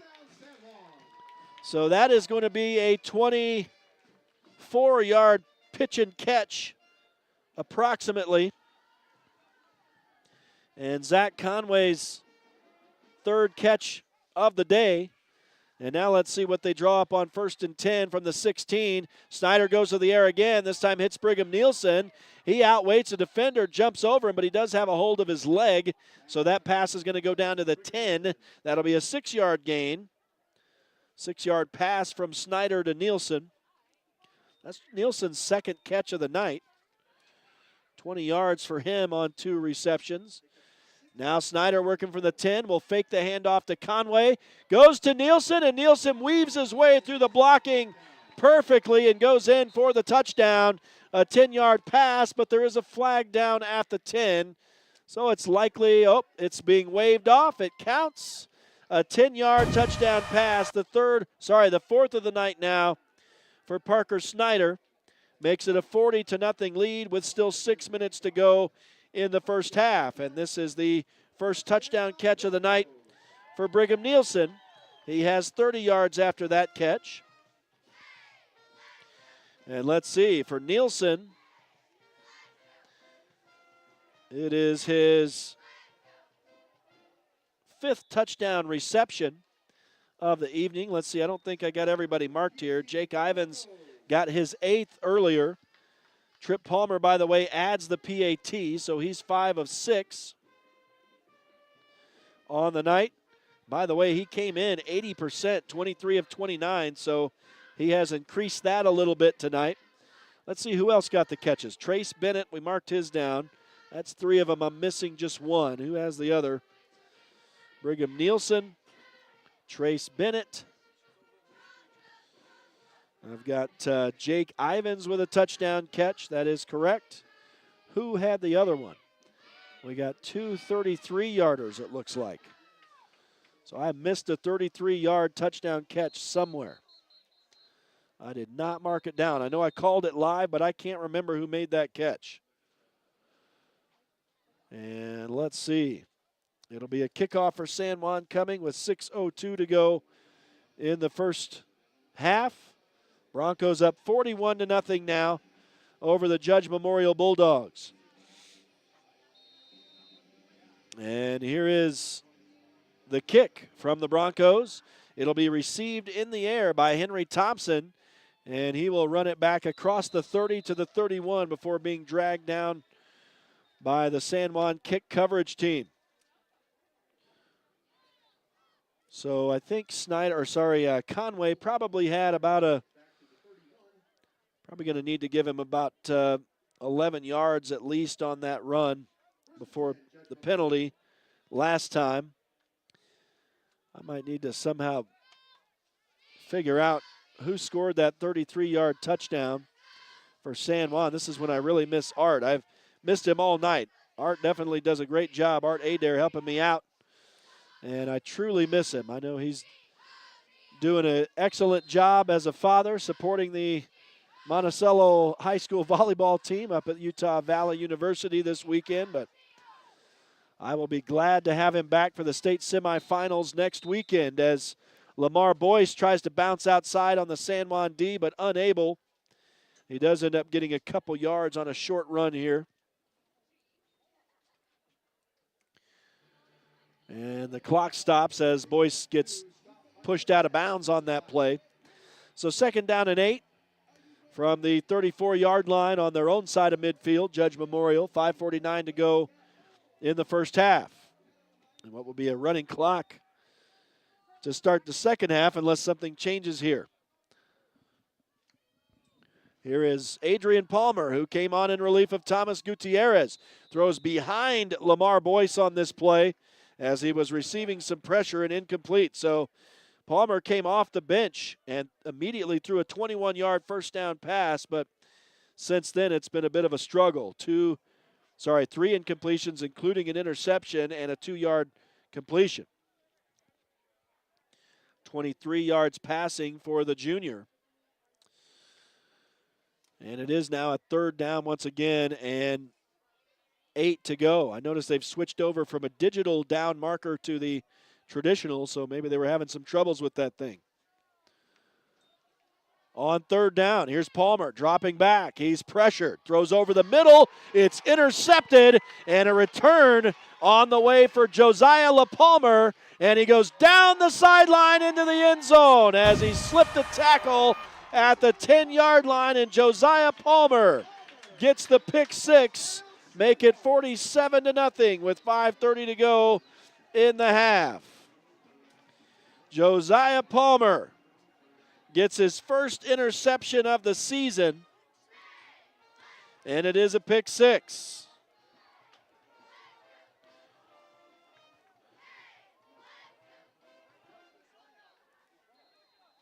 And so the Broncos lead it 47-0. Trip Palmer on for the PAT, and this time it's stuffed. And no good. So he falls to 5 of 7 on the night. But most importantly, the Broncos increased the lead to 47-0. So they've almost matched their average on the season per game here in this first half. And we still got 5:30 to go.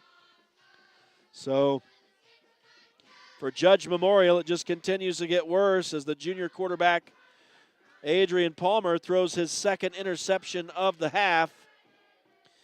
Falls to 2 of 6 on the night. And Josiah Palmer returns it to pay dirt for San Juan. And so now it's going to be, it looks like Jayton Knight to kick it away this time. I think this is the 3rd or 4th different kicker tonight for San Juan. Now we're going to run an extra guy onto the field. He's not extra. Wrigley Lagilia, the 11th man, out onto the field. Didn't know he was supposed to be out there, I guess. And so Jayton Knight will kick it away for San Juan. And this is a deeper kick down inside the 10. And it'll be returned not by Henry Thomas this time, but number 6, Carter Imamura, hits the kick coverage hard and returns it out across the 20 to the 24. So that's where Judge Memorial will take over with 5:24 to go in the first half that sees San Juan now leading 47-0 here in the 2A state quarterfinals. Friday Night Lights tonight on Red Rock 92 and StreamUtah.Live, brought to you in part by Diamond Propane, Knowles Home Furnishings, Red's Ace Hardware, Southeastern Utah 7-Eleven stores, Blue Mountain Hospital, Furniture Gallery, Dependable Auto Repair, and Primary Residential Mortgage. As I think it's still Aiden Palmer. Let me check it. Yes. Brings him up to the line of scrimmage. He'll work from the shotgun with only one man split to the left. Trips in the slot back position on the right. Palmer will fake the pitch, but now he's in trouble. Now he does pitch it back to Lamar Boyce. In traffic, boy, they were in real trouble there. And Boyce takes a desperation pitch in the backfield, and he is smushed over on the far side of the field and slow to get up now after losing 5 yards on this play.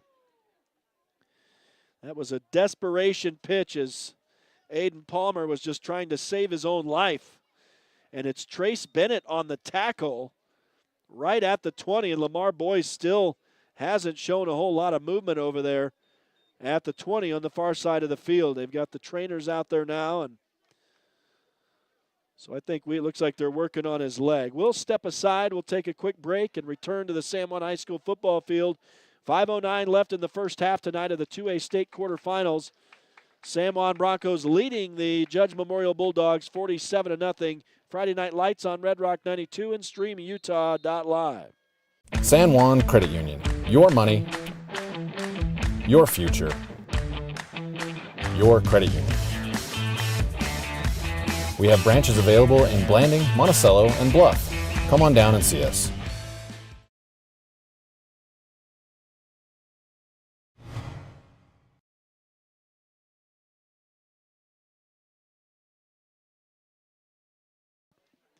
Back live to San Juan High School, Friday Night Lights on Red Rock 92 and StreamUtah.Live as Judge Memorial goes to the ground here on second down. Was that a pass or on the ground? I didn't see, fellas.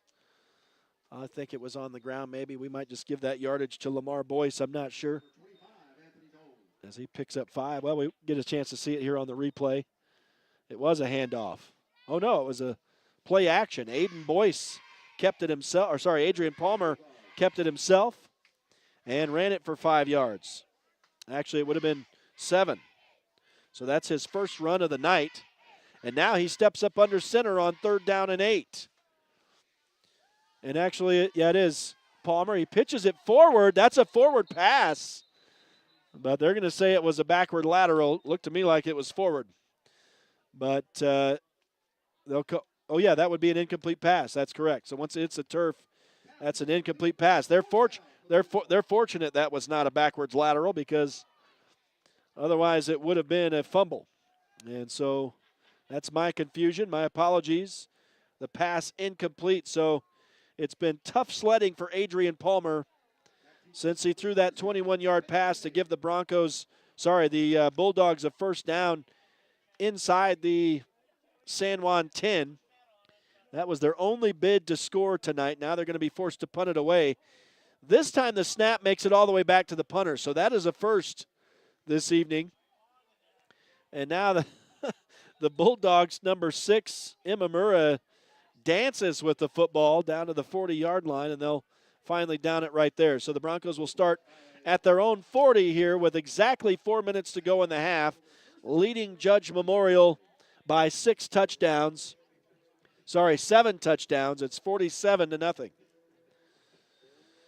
And we are glad you've joined us tonight for Friday Night Lights. As predicted, San Juan, the 2-time defending champions, handling Judge Memorial very easily here tonight, and it's going to be a running clock for the second half. We're going to send you to Monticello after this broadcast tonight as they'll complete their quarterfinal matchup in the 8-man bracket with Monument Valley, a little bit of a local matchup as Conway gets a big gain here for the Broncos, runs it to the outside and down the sideline for 25 yards. So a real quick 25 for Zach Conway. And Snyder will pitch it again to Conway, and he's down the sideline again on the other side of the field. And that'll be a pickup of 15, 20 yards again. So almost 20, 18 yards on the carry for Conway. So back-to-back runs for 43 yards just like that. And the Broncos in the Judge Memorial red zone once again. 3:40 to go in the opening half. It's a 47-0 lead. And San Juan offense just too much for this Judge defense as they're just running roughshod right now. And here's Conway again. As it takes about 4 guys to bring him down, he'll spin down to the 10-yard line. That's his only carry on this series that did not net a first down as he gets 7. Looks like they'll actually give him 6. So 2nd down and 4 as Snyder will go to the right. Now they fake the option pitch, and they shuttle it back to the inside to Trace Bennett, and he goes down to the goal line, and they say not in. Are you kidding? I thought he went into the end zone right there. That was a beautifully designed play, kind of a trick play, as that time Snyder faked the pitch outside to Conway, and then the underhand pass back into the middle to Trace Bennett, who was just hiding in a pocket in there.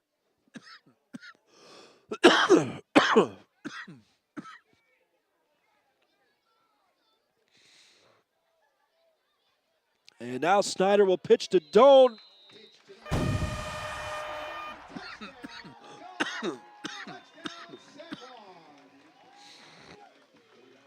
And it is a touchdown for San Juan as they go in from 1 yard out.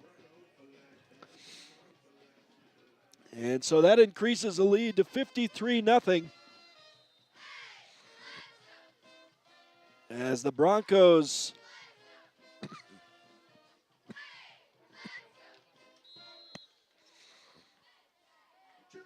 extra point is good for Trip Palmer. And so San Juan now leads 54-0. Pardon me, folks. Another time I'd appreciate having Art Adair here when you get the old tickle, but I think we'll recover here. My voice sounding a little bit like the Judge Memorial defense just then, but as the Broncos go in for the score, and Anthony Doan back on the score sheet. I think that'll probably be a 1 yard shuttle pass. I'm not 100% sure how it'll be scored, but I know Trip Palmer got a 10-yard pass. Or not Trip Palmer, but Trey Spinnan, and it looked like that might have been a touchdown, but he was a yard shy, and then the next pass to Anthony Doan did result in the touchdown. So it's now 5 touchdown passes on the night for Parker Snyder. And Judge Memorial now on this kick is going to start from their own 26, it looks like. And so Judge will come back out, down now 54-0 with 2.5 minutes to go in this first half. And Aiden Palmer will hand off up the middle, but nothing doing there for, I'm guessing, Boyce. It's just a load of blue jerseys in there. I don't think it was Boyce. Let's see if I can get a number on the replay here. It's kind of tough to see the numbers, but looks like it was number 5 on the carry that time. So that was Caden Merrills with 1 yard. Looks like he gets 1 yard on the spot, so he's up to 10 yards now on the night with 2 carries. And they'll send a man in motion. Aiden Palmer waiting to hand that off, and he does. That was pretty well telegraphed and goes nowhere. Once again, as the running backs for Judge just continue to slowly get up off the turf here, taking a beating in there. And it's Lamar Boyce again, who is obviously shaken up and showing a lot of heart to be in there battling it out right now. Ends up losing a yard on that carry. I hate to give him a loss of yardage, but he's down to 27 yards carrying on 14 rushes tonight. Down to the final minute of this first half, and it has obviously been all Broncos here tonight, up 54-0. Palmer from under center will hand off to Boyce again, and right up the middle. This time Boyce gets some yardage. Looks like about 6 yards. We do have a flag down where he's tackled, and he is once again down on the turf. And so San Juan up 54-0. We've received word that the Lady Bronco volleyball team defeating Roland Hall in the round of 16 so far tonight at the 2A volleyball state tournament. And I'll be reporting full scores on that at halftime if I can pull that together. Obviously, I've got some adding to do with some stats, but I'm not sure. It looks like it's just going to be an injury timeout here for a little while. So we'll step aside as well and come back here to continue. It'll be the final 55 seconds of the first half when we return. The San Juan Broncos leading Judge Memorial 54-0 in the 2A state football quarterfinals. Friday Night Lights on Red Rock 92 and StreamUtah.Live. With a changing economy and advancing technology, it's time that marketing and selling of real estate in San Juan County catches up. Four Corners Homes and Property Management is changing the game. Every Four Corners Homes listing includes 3D mapping and virtual tours. professional photos, a digital and global 21st century footprint, and marketing exposure that makes it easy for buyers to find and identify what makes your listing unique. Marketing and exposure sells real estate, and if you want the best, you need Four Corners Homes on your team. Find us at fourcornershomes.net or call 801-404-0058.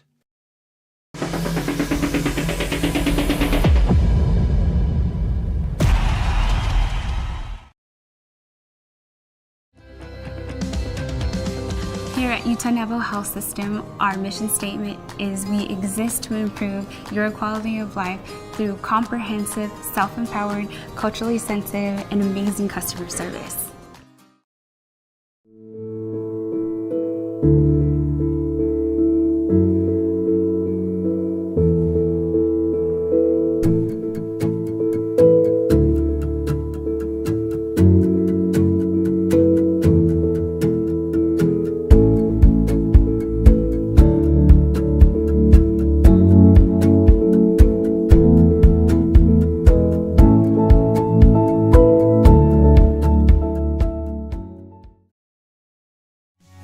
Blue Mountain Hospital, we're thrilled to welcome Cade Lyman, Dane Lyman, and Brian Kirk, joining our unparalleled team of healthcare professionals.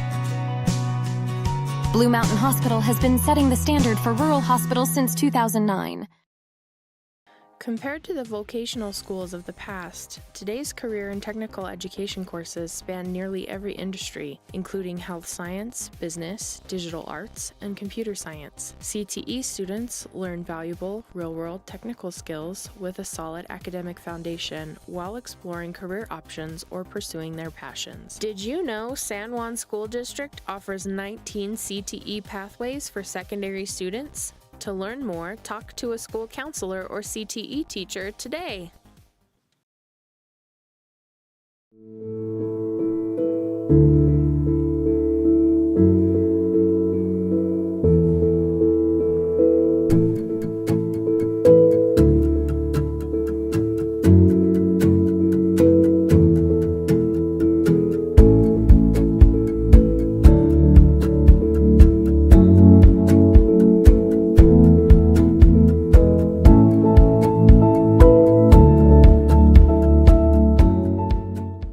In Blanding, Friday Night Lights tonight on Red Rock 92 and StreamUtah.Live. It is the 2A state quarterfinals, and the two-time defending champion San Juan Broncos up by a sizable margin here as we head back to action following an injury timeout. 54-0 is the score. It's a 1st and 10 for Judge Memorial. I guess the penalty was against the San Juan defense. And here's Aiden Palmer locating a man on the far side. Tackle by Anthony Doan in the open field, but the catch made for 8 yards there by Henry Thompson. So they've got him. He's had some runs this season as well, but all receiving tonight. And that is the first completion in 4 tries for Adrian Palmer. I may have called him Aiden, but Adrian Palmer on the 8-yard completion, and now he'll take it in the shotgun again. He's flushed out of the pocket, and he's going to be sacked. Excellent pursuit that time by J.D. Palmer. And that makes it, and now Adrian Palmer is slow to get up. Time will expire on the first half. I'm not sure that they shouldn't have stopped the clock, but I think they're just going to let it go. And several Judge Memorial players obviously beat up against this tough and strong San Juan D here, and I'd say it's going to be hard to motivate them to come back out in the second half for what is going to be a running clock for the duration here. The Broncos head into the halftime break up 54-0, a dominating first half here for the two-time defending champs. And we head to halftime with a sizable lead here for the hometown Broncos. We'll take a break, come back out here for some first half stats. We'll try to take a look at some scores around the state. Also, volleyball state tournaments going on. Colorado teams closing out regular seasons this weekend. Stay with us. It is Friday Night Lights on Red Rock 92 and StreamUtah.Live.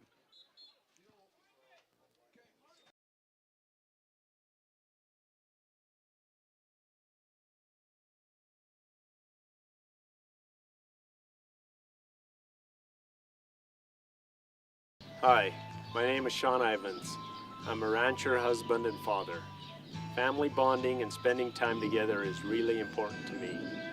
Research shows that teens who regularly eat as a family 5 to 7 times per week are 33% less likely to use alcohol and 50% less likely to commit suicide. Bonding is essential in preventing underage drinking and substance misuse. Children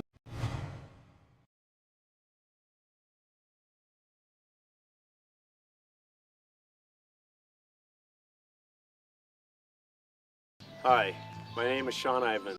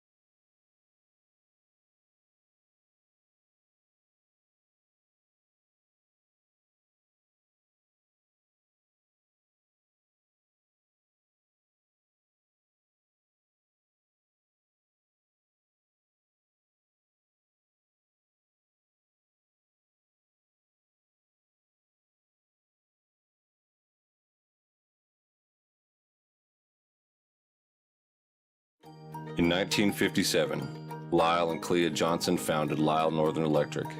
What began as a small business in their family home has grown into the prominent local company it is today, a third-generation owned and operated company. Lyle Northern Electric is honored to have served the people of San Juan County for the past 65 years and is a proud supporter of high school sports.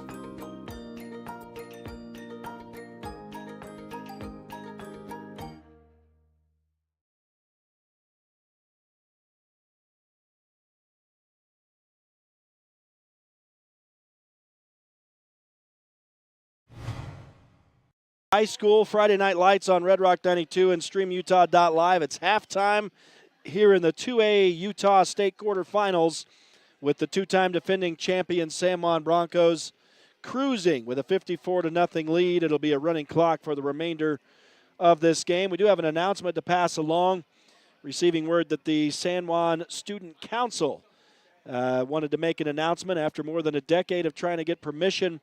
The high school finally got that permission to repaint the San Juan, the SJ on the knoll to the northwest of town. It took over 35 gallons of paint, which was donated by Red's Ace Hardware, Desert Rivers Credit Union, and other San Juan High School alumni. It was originally constructed and done by the San Juan High School class of 1967 and 68. So there you go. That went on, and that's exciting. And, of course, this is the final game of the year here tonight in Blanding for the San Juan Broncos, regardless of what happens. The Broncos head on the road. Well, we know what's going to happen, obviously.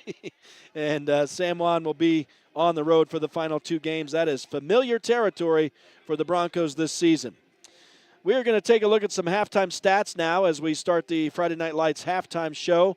And just want to let you know, first of all, that we're brought to you tonight in part by Motson's Quality Meat Processing, Four Corners Electric, San Juan School District Adult Education, Jones and DeMille Engineering, Bradford Tire, San Juan Counseling, Lee Collision Repair and Restoration, Pick-a-Stitch Embroidery and Apparel, San Juan Mortuary, Four Corners Homes, Utah Navajo Health System, Main Street Drug and Boutique, San Juan Credit Union, Tailor-Made Wooden Heritage, and Innovation Medical Group. Big thanks to all the sponsors who make the broadcast possible here.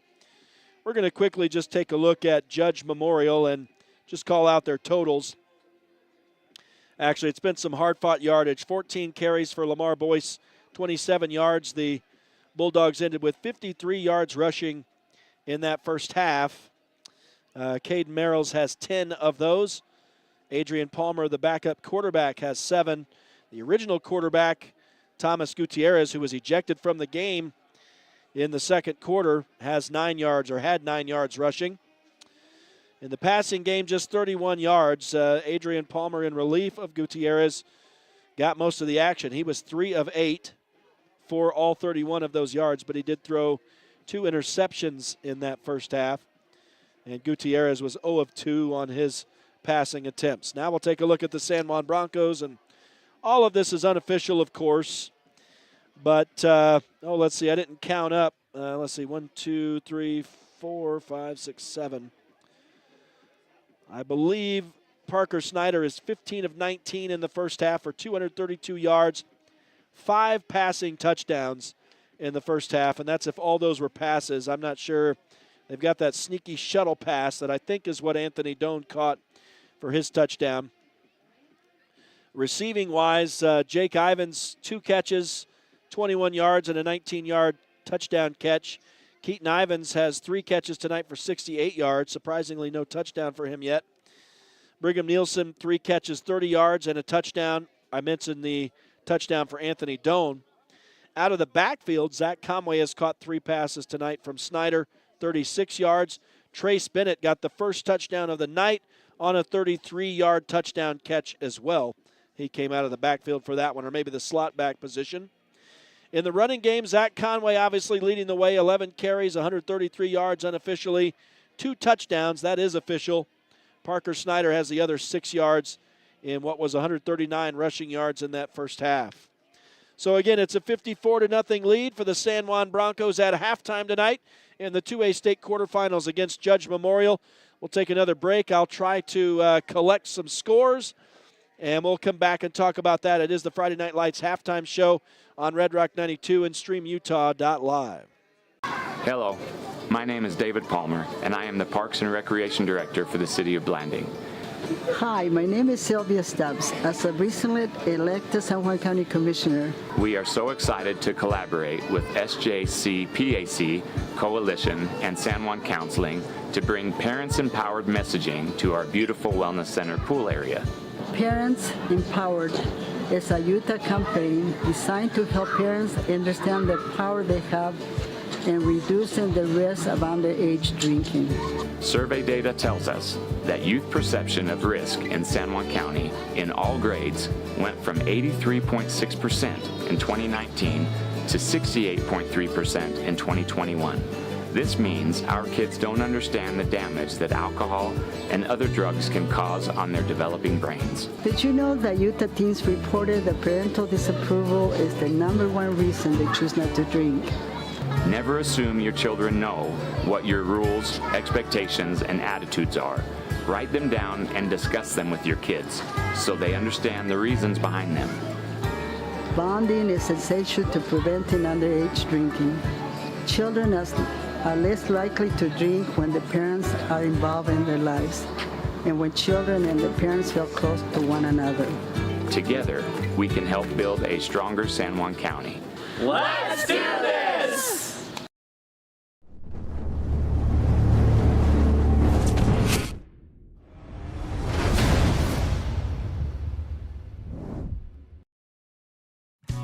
Blue Mountain Hospital is offering in-hospital and at-home dialysis, advanced sleep study clinic. Blue Mountain Hospital, we're thrilled to welcome Cade Lyman, Dane Lyman, and Brian Kirk, joining our unparalleled team of healthcare professionals. Blue Mountain Hospital has been setting the standard for rural hospitals since 2009.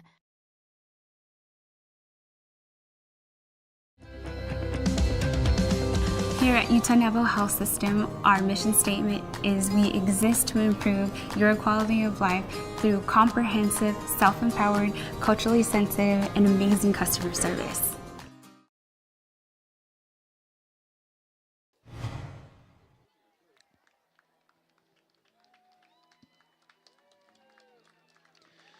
Back live to San Juan High School in Blanding. Friday Night Lights halftime show on Red Rock 92 and StreamUtah.Live. The San Juan Broncos leading Judge Memorial 54-0 after one half of play here in the 2A state quarterfinals. We're going to take a look at some scores around the area and start it off with the volleyball state tournaments. And we'll just start with 1A. I'm just going to kind of be going through these brackets here. And so it may be a little bit convoluted, but Monument Valley, the number 5 team in the land in 1A volleyball, beating Tintic this morning in straight sets, but then a tough matchup for the Lady Cougars against number 4 Wendover, falling in straight sets in that situation. So Monument Valley is going to resume play tomorrow in the 5th place bracket against number 9 Manila, and that'll start at 9:30 a.m. Monticello, the 6th place team in the 1A volleyball bracket, swept Wayne this morning and then fell to Rich in a hard-fought 4-set loss. The Lady Buckaroos did a great job against number 3 Rich, but unfortunately fell short. Pardon me. We're going to just have to drive through here, folks. But Monticello also will resume play in the 5th place bracket.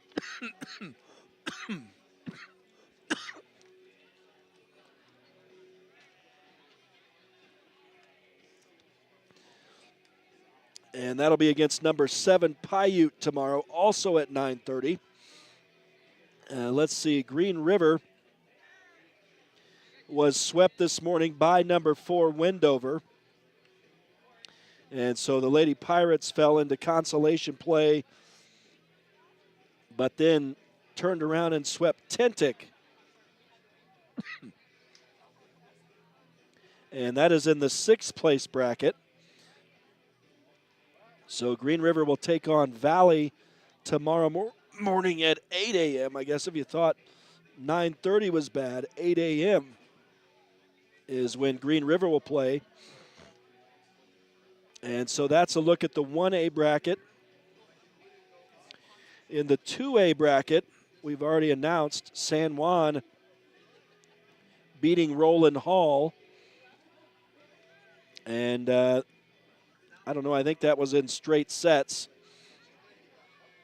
But now the Lady Broncos have a real tough matchup against number 1 Parowan, and that game is scheduled to get underway in about 30 minutes. So I don't know if they're running on time there at UVU tonight or what, but that's going to be a very tough nightcap for the San Juan Lady Broncos. So we wish them well in the 2A state volleyball tournament. So that is a look at all the teams in the volleyball tournaments for Utah. Now, of course, we've got football tournaments going on over here in Utah as well, and I don't know if I'll be able to find any scores. I know I don't have any football scores updated from the Colorado teams. And in fact, I mean, we've got such an early kickoff here tonight, I don't think that we're going to get any updates, but I can at least tell you who's playing who tonight. So we'll take a look at these brackets, and we'll just start it off in the 2A ranks. And, of course, here it's San Juan leading Judge Memorial. Number 5, Summit Academy, is at Emory tonight, and that was going to be a 6 p.m. start. So, yeah, because San Juan started early tonight, I don't think we're really going to get any scores from these guys. But number 7, Delta, is at number 2, South Summit. And then Layton Christian, the number 3 seed in the 2A, is hosting Providence Hall tonight. So next weekend, San Juan is going to take on the winner between Emory or Summit Academy at Zions Bank Stadium in Harriman, and that'll be a 10 a.m. start next Saturday for San Juan. So obviously that'll be a bit of an early game, and they'll be in and out of there in the morning in that state semifinal game against a team that we've already seen this year. So the Broncos would not face a team they haven't seen until the championship round this year, if in fact they do make it through to the state finals. In the 8-man ranks, the other bracket that involves some of our local teams, of course, we have Monticello hosting Monument Valley. That's the number 2 team hosting number 7. And that game is underway right now. I haven't gotten a score update on that either, but we'll be sending you over to Monticello after our broadcast here tonight from Blanding for the finish on that one. Then it's number 5, Whitehorse, on the road to take on number 4, Water Canyon tonight. And that's a tough matchup for the Raiders. That was a game they lost in the regular season 80-12. So obviously they are heavy underdogs in that game, but looking for an upset. And then the other game being played tonight in the 8-man brackets is number 3, Altamont, hosting number 6, St. Joseph. The winner of that Whitehorse game will play number 1, Rich, next week. And Monticello or Monument Valley are going to take on either Altamont or St. Joseph next weekend. And that's the Friday games also at Zions Bank Stadium next weekend. So those are the football brackets here in Utah. And we do have other games going on in Colorado tonight on the football field as well. These teams closing out their regular seasons tonight. Dolores is at Sanford. Dove Creek is hosting Sargent. Montezuma Cortez hosting Delta. And, of course, Mancos, which is the top team in our area in 8-man football in Colorado, is hosting Norwood tonight. That theoretically should be an easy win for Mancos tonight, as they're trying to close out the regular season with just 1 loss on the year as they get set to head into their state tournaments.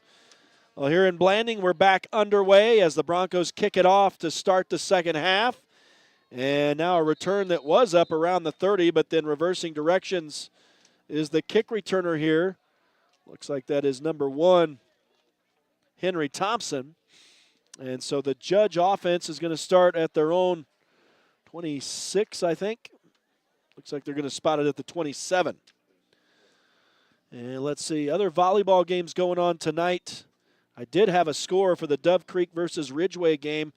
Dove Creek winning in straight sets in that, and Dove Creek has been amazing this year. And then the other game tonight, Nucla at Salida. There's a lot of volleyball going on tomorrow, and cross-country state meets for Montezuma Cortez and Mancos tomorrow, and that'll be in Colorado Springs. So lots going on. There's probably too many volleyball games to mention. We've got a couple of the Colorado teams, Mancos and Nucla, playing in the Buena Vista tournament tomorrow, so that's at least 6 games for those 2 teams combined. And then Montezuma Cortez was scheduled to play in the Steel City Spike tournament in Pueblo, but I didn't see any evidence that they actually have games scheduled there. At any rate, It is second down now for Judge Memorial as they ran the ball for short yardage up the middle. Now a pass from Palmer to the left side is low and incomplete.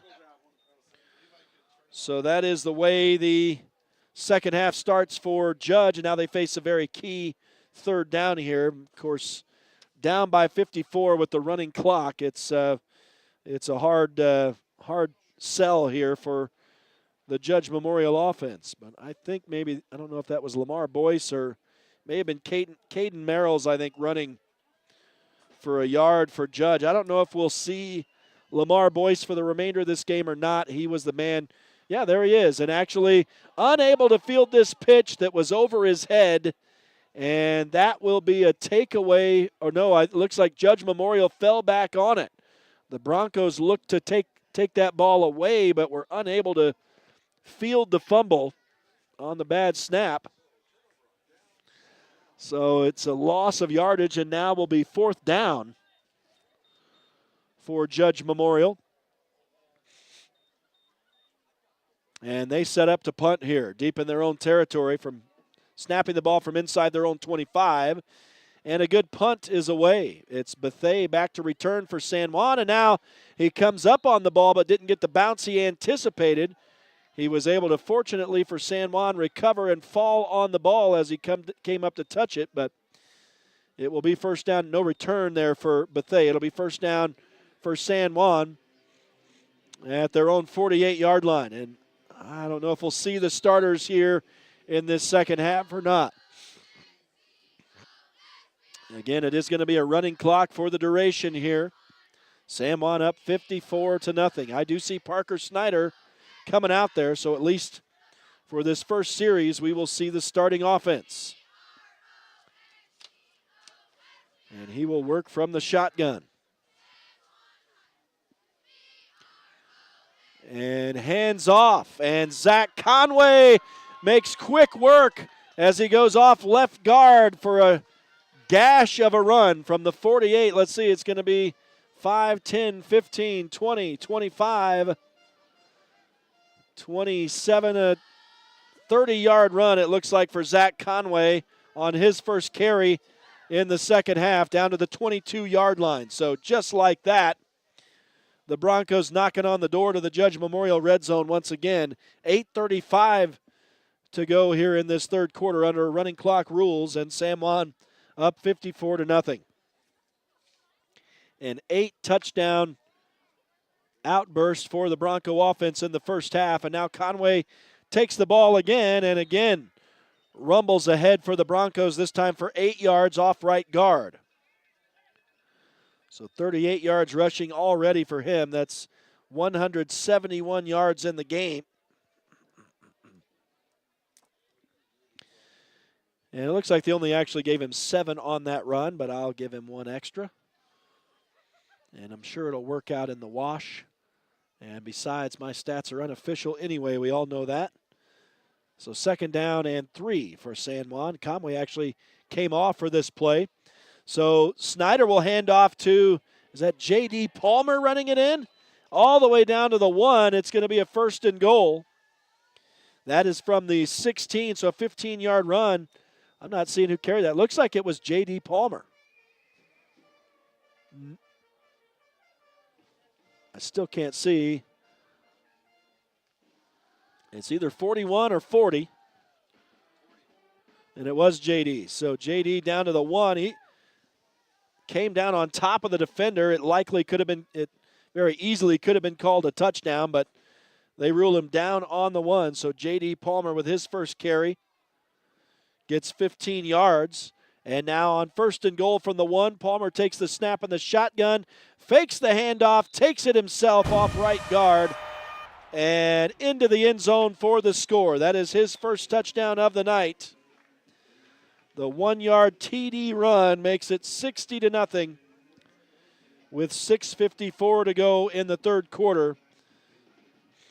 So 7 yards rushing now for the senior quarterback. Trip Palmer out for the PAT. I believe it's Trip Palmer. And let's see, it is Trip. And the kick is through. So he is now 6 of 9 on the night. He's been out for every PAT. They haven't tried a two-point conversion at all tonight. For Parker Snyder, it is his 13th rushing touchdown of the season.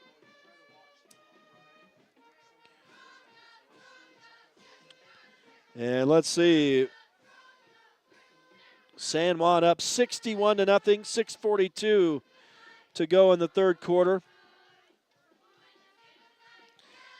And I doubt we're going to see those starters on offense again for San Juan, but we'll just have to wait and see.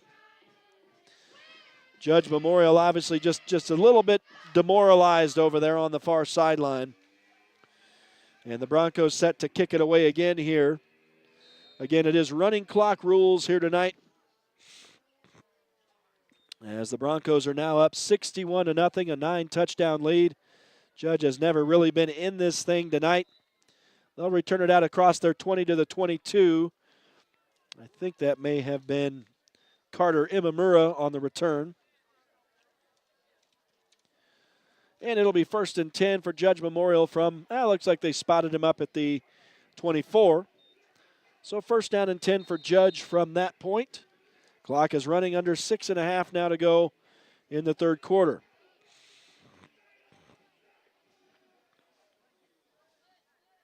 And here's Adrian Palmer, the backup quarterback in, replacing Thomas Gutierrez, who was ejected from the game in the first half.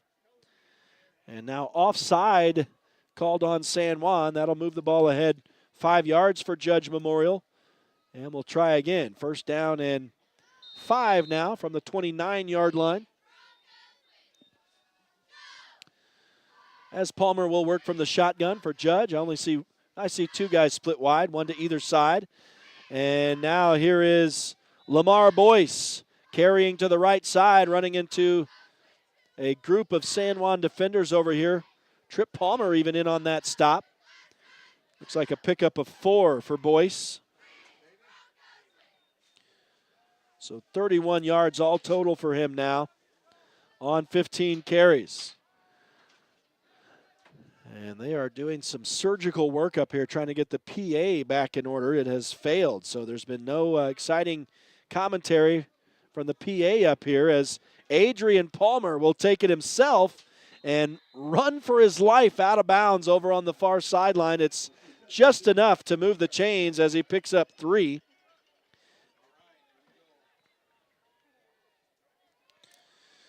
And so a 1st and 10 for Judge Memorial. And I'm guessing they're going to be working against the San Juan junior varsity defense and offense for the remainder of this game, as we're down now to 5 minutes to go here tonight. 61-0 for the 2-time defending champion and undefeated San Juan Broncos, who are going to be winning their 35th game in a row here tonight, which will continue to lead the state, continue to set a school record here at San Juan. As it looks like on the carry this time is number 22. As that goes for 11, 16, 17 yards. I think that was 22, Monroe Green. Either that or 32, Texas Wild. I'm going to say maybe 32. 32, I think, is the carrier. Yes, it is. 32 is the man who gets a 17-yard run, and that is Texas Wild. That's a pretty good name. 1st and 10 for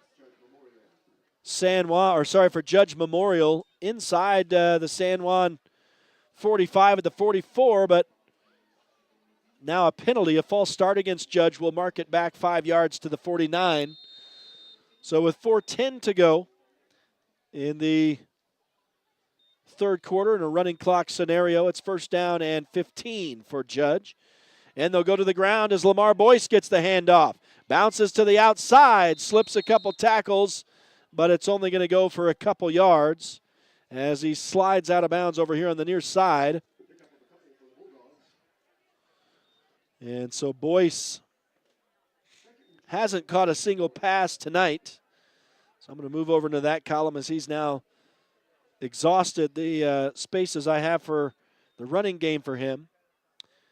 So I'm going to give him 3 yards on that carry. Just give him the benefit of the doubt. So he's got 34 on the night on 16 carries now. Second down and a long 12 for Judge Memorial with 3:15 to go in this third quarter. It is a running clock, and the Bulldog offense is not a speedy offense like San Juan, so they tend to take a lot of time off the clock, and now specifically with this running clock situation, of course, that doesn't help them at all. Here's a pitch and a 5-yard carry for Caden Merrills.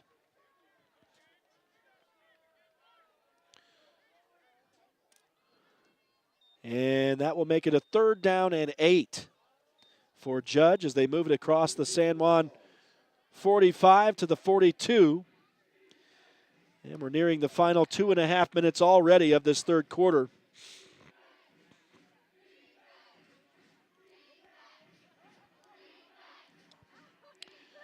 And Judge taking a long time in the huddle as well. So obviously you're down 61.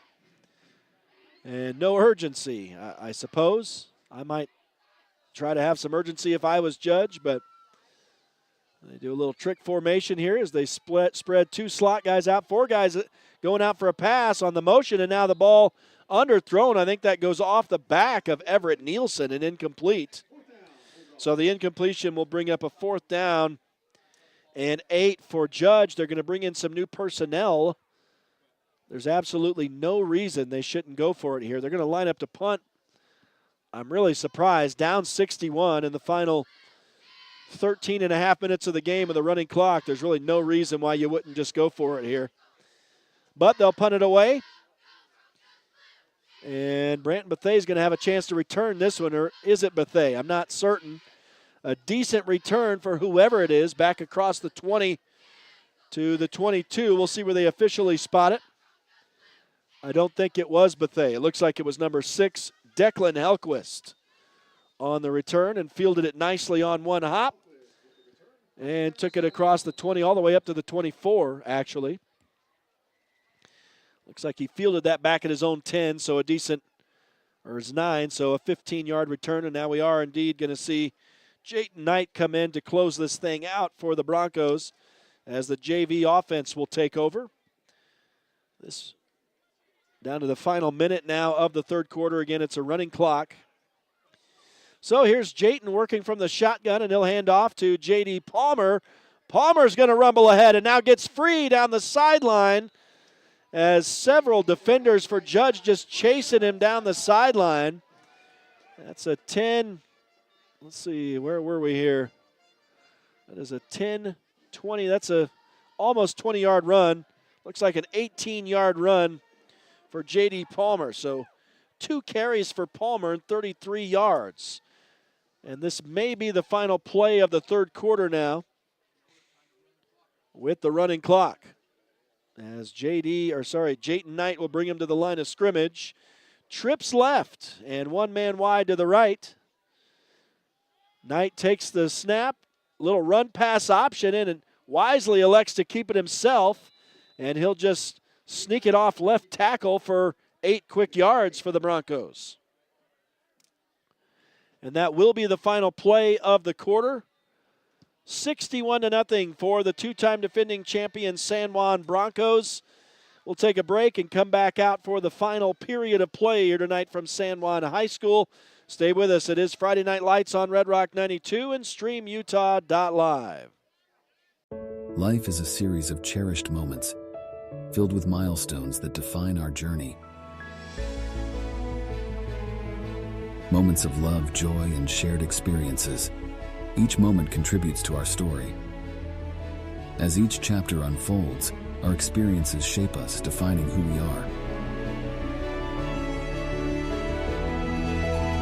When it's time to celebrate a life, ensure your loved ones are remembered with the grace, dignity, and individuality they deserve. San Juan Mortuary, celebrating life, honoring memories, transcending tradition.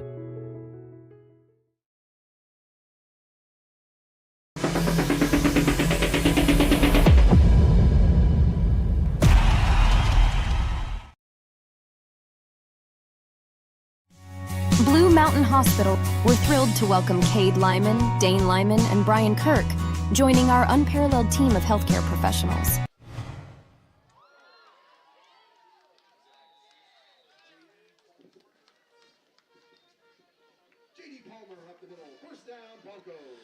Back live to San Juan High School as we're underway in the fourth quarter. Friday Night Lights on Red Rock 92 and StreamUtah.Live.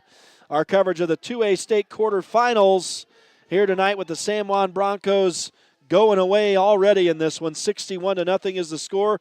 J.D. Palmer just popped it up the middle for San Juan, and that started at the 48 down to the 34. So that was a 14-yard run for Palmer. So he's getting everything in the teens right now. Nothing less than that was his shortest run. It looks like we've got the third quarterback in the ball game as well, as it's now Jagger Neves, the sophomore, in there, and he's going to run for a quick 4 yards himself right here. So that makes it 2nd and 6. Everybody getting into this game now with the running clock and a 61-0 lead, a 9-touchdown spread for San Juan here tonight. And the Broncos facing a 2nd down and 6 here after that Neves run. So he will work from the shotgun, and it looks like he's got Taryn Bayless in the backfield with him. And he will hand to Bayless. No, he didn't. He faked me out, and down the sideline goes Neves. We'll see where they spot him out. The play originates from the 30. It looks like they'll spot him down near the 10. We're going to call it a 20-yard run for Jayton Knight, who now has 28 yards on 2 carries. Doesn't matter that he went out of bounds. It remains a running clock, of course. And we're down to 10 minutes left in this game here tonight. A 61-0 lead for San Juan. It's never really been in question. As Neves will run the play in from the sideline here. And it's a 1st down and 10 for San Juan. They could move the chains inside the Judge Memorial 1. 9.5 to go in this game. As Neves will hand off to Bayless. And Bayless is hammered near the line of scrimmage. They will give him a yard. A hard-earned yard, I will say. So Bayless, Taryn Bayless, the 1-yard run. And that makes it, they didn't even give him a yard, but I will. So 2nd down and 10, I guess, officially. The ball on the 11-yard line. And San Juan, of course, taking more time on the offense now with the JV out there and just trying to run the clock. Use the clock, I should say. And, of course, the JV squad has all the opportunity in the world to add some more points right here. It's just however they can execute. And the starting defense is still out there for Judge Memorial. Another handoff to Bayless, and nothing doing. He's going to actually lose a couple on this play.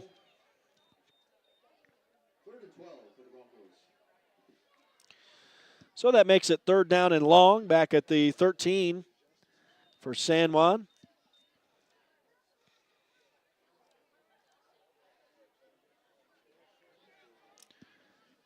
And the Broncos taking time in the huddle here. We are glad you've joined us. Friday Night Lights, well, we'll get to that in a moment, as they do break the huddle now and come to the line of scrimmage. Here is Neves working from the shotgun as they keep it on the ground.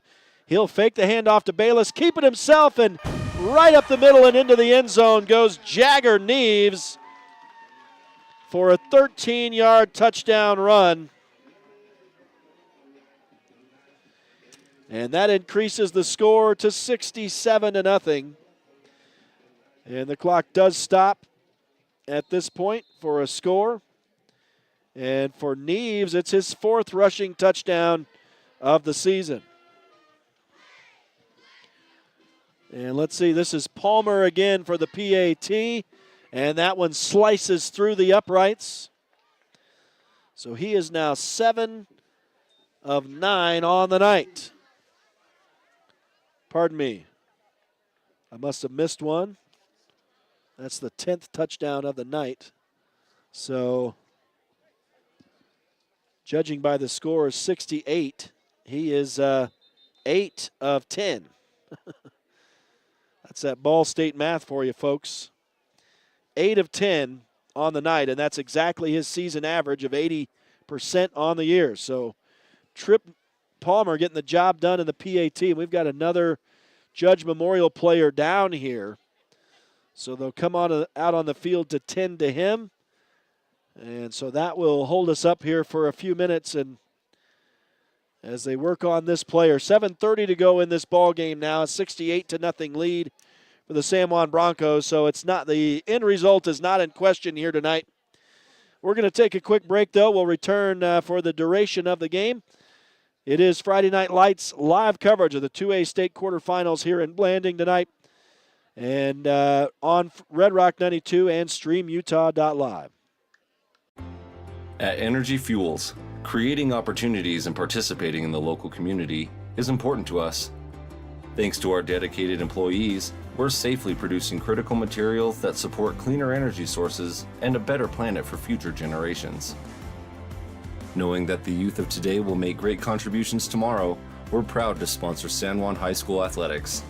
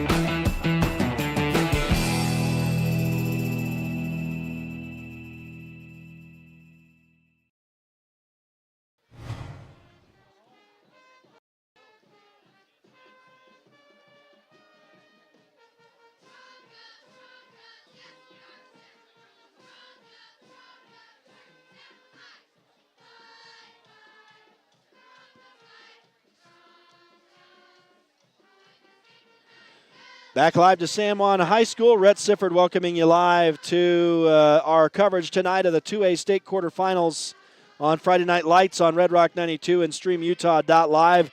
It is a 68-0 lead now for the San Juan Broncos as they just scored on a 13-yard touchdown run by Jagger Neves. Now San Juan kicks the ball away. It's fielded down around the 5 by Judge Memorial, and a big hit coming up the middle for that returner, but he does get it out to the 20-yard line. It is very likely this is going to be, well, we'll see. Still just over 7 minutes to go in the game. Judge Memorial doesn't speedily move down the field, and as long as they don't turn the ball over, it possibly could be the final possession of the game with the running clock rules in effect here tonight. We do have an update now. Monticello leading Monument Valley 36-14 in the second quarter of that other quarterfinal game going on in southeastern Utah tonight on the 8-man ranks. And again, we'll be sending you to that game following this one here tonight. There's a nice little pitch and catch out to the 44-yard line, a 24-yard pass from Adrian Palmer. Let's see, Adrian Palmer to Henry Thompson. And so it's a 1st and 10 at the 44 for Judge Memorial. And Palmer will bring him to the line of scrimmage, working from the shotgun with 2 split wide to the right, 2 to the left as well. Palmer with a pump fake, now runs to the right, throws back up the middle of the field, had a man, and that may have gone for 6, but it was dropped right in the breadbasket of that intended receiver, but it falls incomplete, so a missed opportunity there.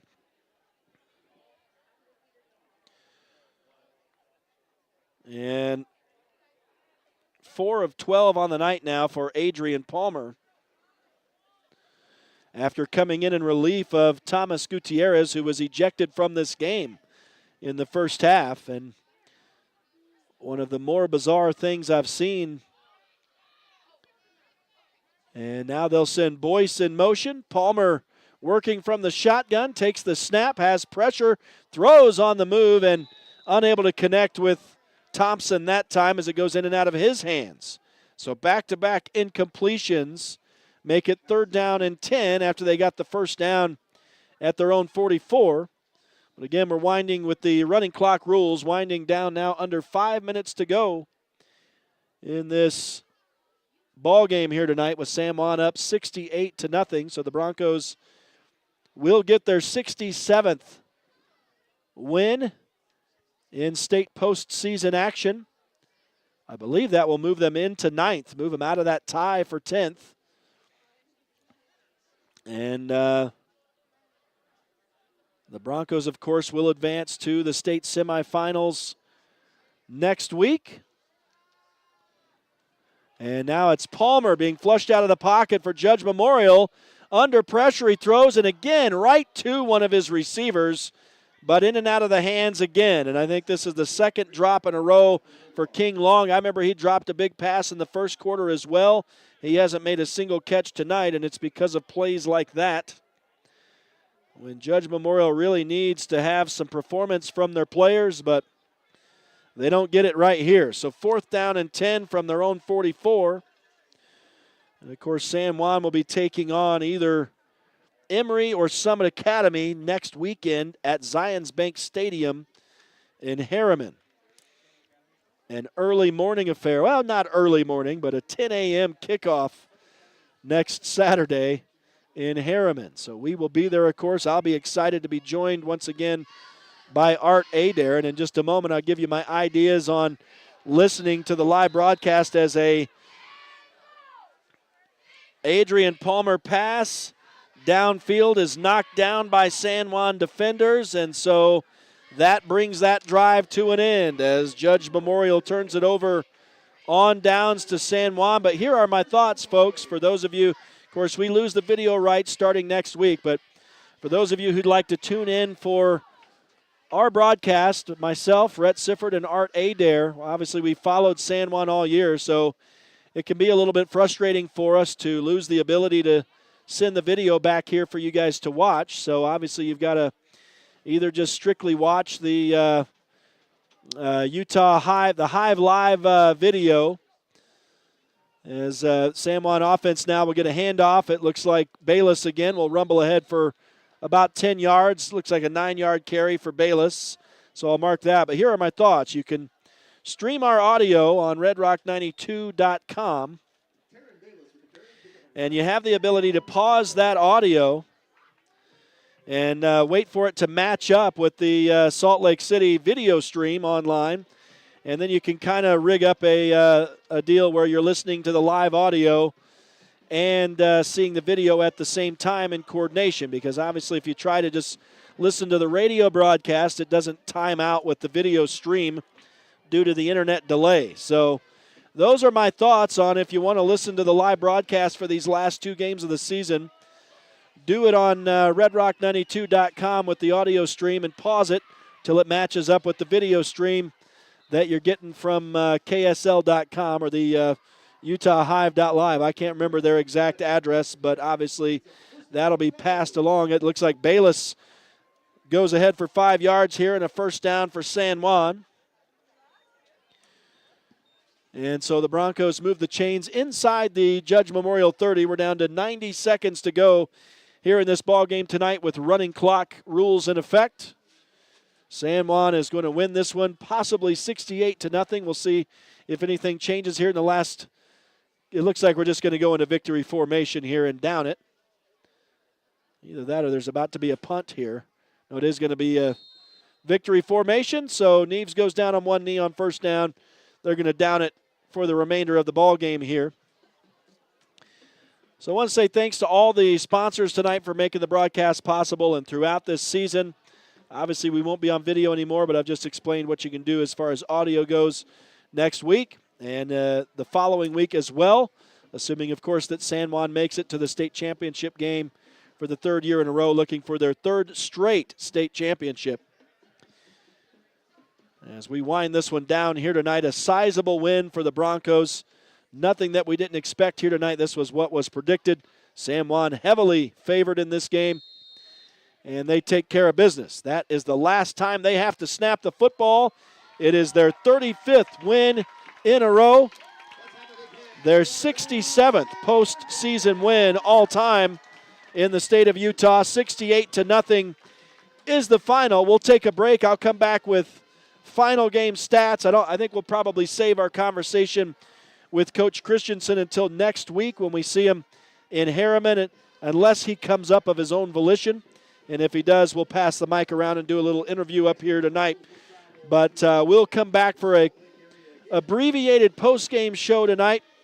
Here in just a couple minutes, I'll get you some final stats, and then we'll send it over to Monticello for, it looks like what's going to be probably a good amount of time. But it looks like they're halfway through the second quarter over there right now with Monticello in the lead. So we'll take a break. We'll be back to Blanding here in just a minute for some final game stats. It is Friday Night Lights on Red Rock 92 and StreamUtah.Live.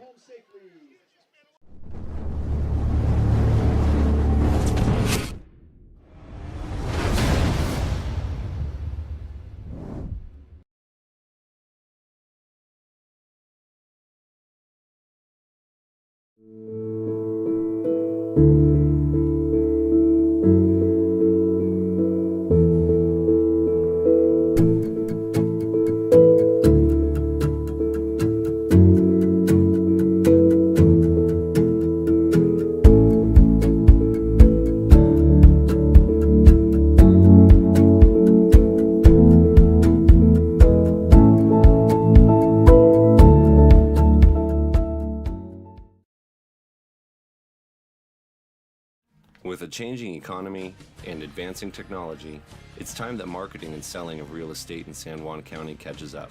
Four Corners Homes and Property Management is changing the game. Every Four Corners Homes listing includes 3D mapping and virtual tours, professional photos, a digital and global 21st century footprint, and marketing exposure that makes it easy for buyers to find and identify what makes your listing unique. Marketing and exposure sells real estate, and if you want the best, you need Four Corners Homes on your team. Find us at fourcornershomes.net or call 801-404-0058. Blue Mountain Hospital, we're thrilled to welcome Cade Lyman, Dane Lyman, and Brian Kirk, joining our unparalleled team of healthcare professionals. Blue Mountain Hospital has been setting the standard for rural hospitals since 2009.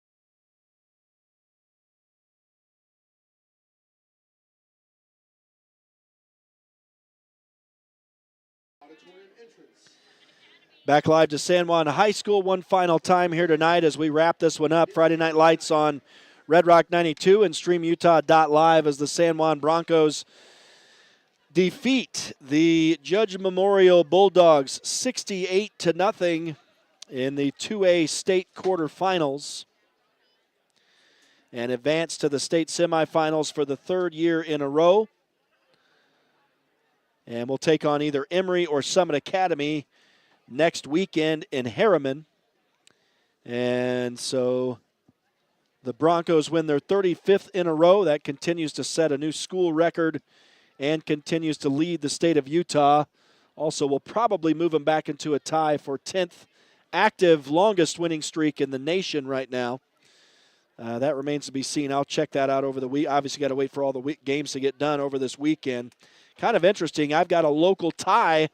I have a lot of family in in Milledgeville, Georgia. And so when Andale, Kansas lost a couple weeks ago, the Milledgeville, John Millage Academy, which is where a couple of my cousins' sons went to school and graduated and played some football there.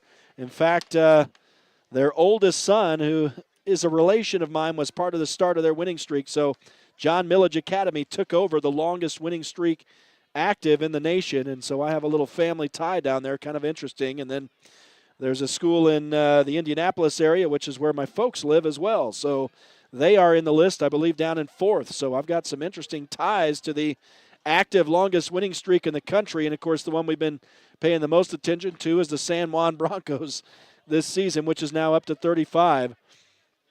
We're just going to take a look at the Broncos' final game stats tonight and call it good. Then we'll send it to Monticello for the remainder of that 8-man state quarterfinal game going on. And it looks like the Buckaroos just added to their lead up to 42-14 now. So we'll send it there momentarily. But right now we'll take a look at some final game stats. And nothing changed passing-wise for Parker Snyder. He didn't have a second-half attempt. So he ended the night 15 of 19, 232 yards, 5 touchdown passes tonight. Of course, it's unofficial, and we'll get it corrected for the article in the San Juan Record. We'll get the exact stats for you when we write that article. But his receivers tonight, Keaton Ivins had the most yardage, 3 catches, 68 yards, but no touchdowns for Ivins. Brigham Nielsen had 30 yards on 3 catches and a 10-yard touchdown reception. Jake Ivins had 21 yards on 2 catches, a 19-yard touchdown reception. Anthony Doan had the single catch tonight for 1 yard and a touchdown. It was a touchdown pass, I believe. Zach Conway caught the ball 3 times out of the backfield tonight for 36 yards. Trace Bennett got the 5th touchdown. He had the 133-yard catch, which started the scoring this evening back when the sun was still out.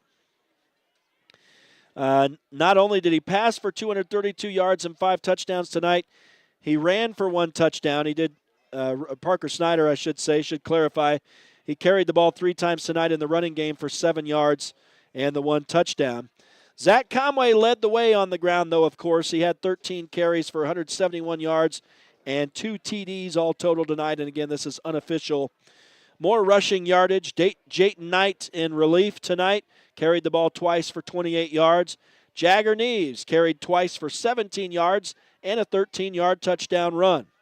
And that was his 3rd of the season. So the backup to the backup quarterback scored the rushing touchdown. It was the last touchdown of the night, making it a 68-0 final. The JV guys who came on in that second half, J.D. Palmer had 3 carries for 47 yards. And Taryn Bayless carried the ball 4 times for 13 yards. And the Broncos ended the night with 283 unofficial rushing yards tonight with all those several runners combined. And so, again, a 68-0 final. The Broncos advance to the state semifinals for the 3rd year in a row. And they take their first step in earnest towards a 3rd straight state championship here tonight against Judge Memorial. So that'll do it for our broadcast tonight. I want to say some big thanks to the StreamUtah.Live crew tonight. With Caleb Carr out of town, it was Cortland Lyman holding down the fort and had a lot of help from his wife, Heather. So thank you, Lymans, for your work tonight. Impressive job tonight, and it is sad to see it go, but, of course, we'll be back on the streaming video on StreamUtah.Live for the basketball season, and it's kind of nice when you have teams going into all the way down to the finals in football. You don't get any break. It goes straight into basketball the very next weekend, and so we really won't have a break as long as San Juan goes to the state championship game, as we know they're capable of.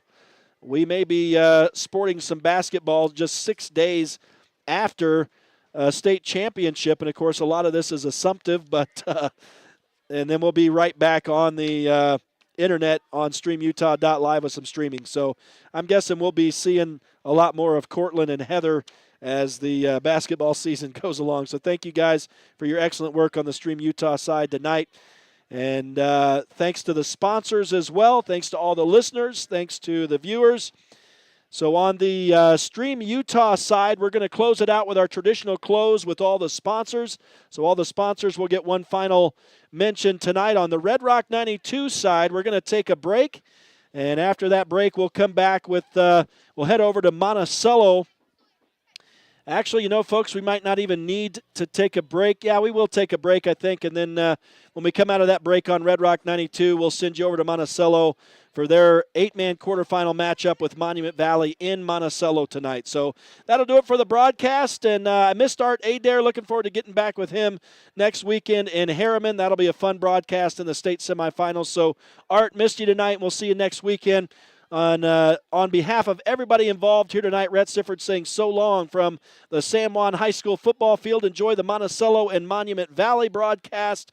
Until next weekend, for myself and Art Adair in the state semifinals, have a great rest of your night and a great rest of your weekend, high school sports fans.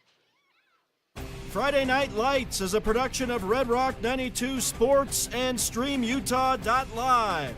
Tonight's broadcast was brought to you by Anderson Oliver Title Insurance Agency, Utah State University Blanding, San Juan Health, Car Shop Auto Body, Colleen Kays, author of The 7 Dynamos of Organizational Power, Red Mechanical, San Juan Building Supply, Flights Gymnastics, Northern Electric, Red Mesa Home Health, Emory Telcom, Napa Motor Parts, Creative Floors, San Juan School District CTE programs, Blue Mountain Foods, Energy Fuels, Palmer Sprinkling, Precision Rehab, Lee Contracting, Desert Rivers Credit Union, Holiday Construction, Quality Auto, San Juan Pharmacy, Canyonlands Tire, Diamond Propane, Knowles Home Furnishings, Red's Ace Hardware, Southeastern Utah 7-Eleven stores, Blue Mountain Hospital, Furniture Gallery, Dependable Auto Repair, Primary Residential Mortgage, Monson's Quality Meat Processing, Four Corners Electric, San Juan School District Adult Education, Jones and DeMille Engineering, Bradford Tire, San Juan Counseling, Lee Collision Repair and Restoration,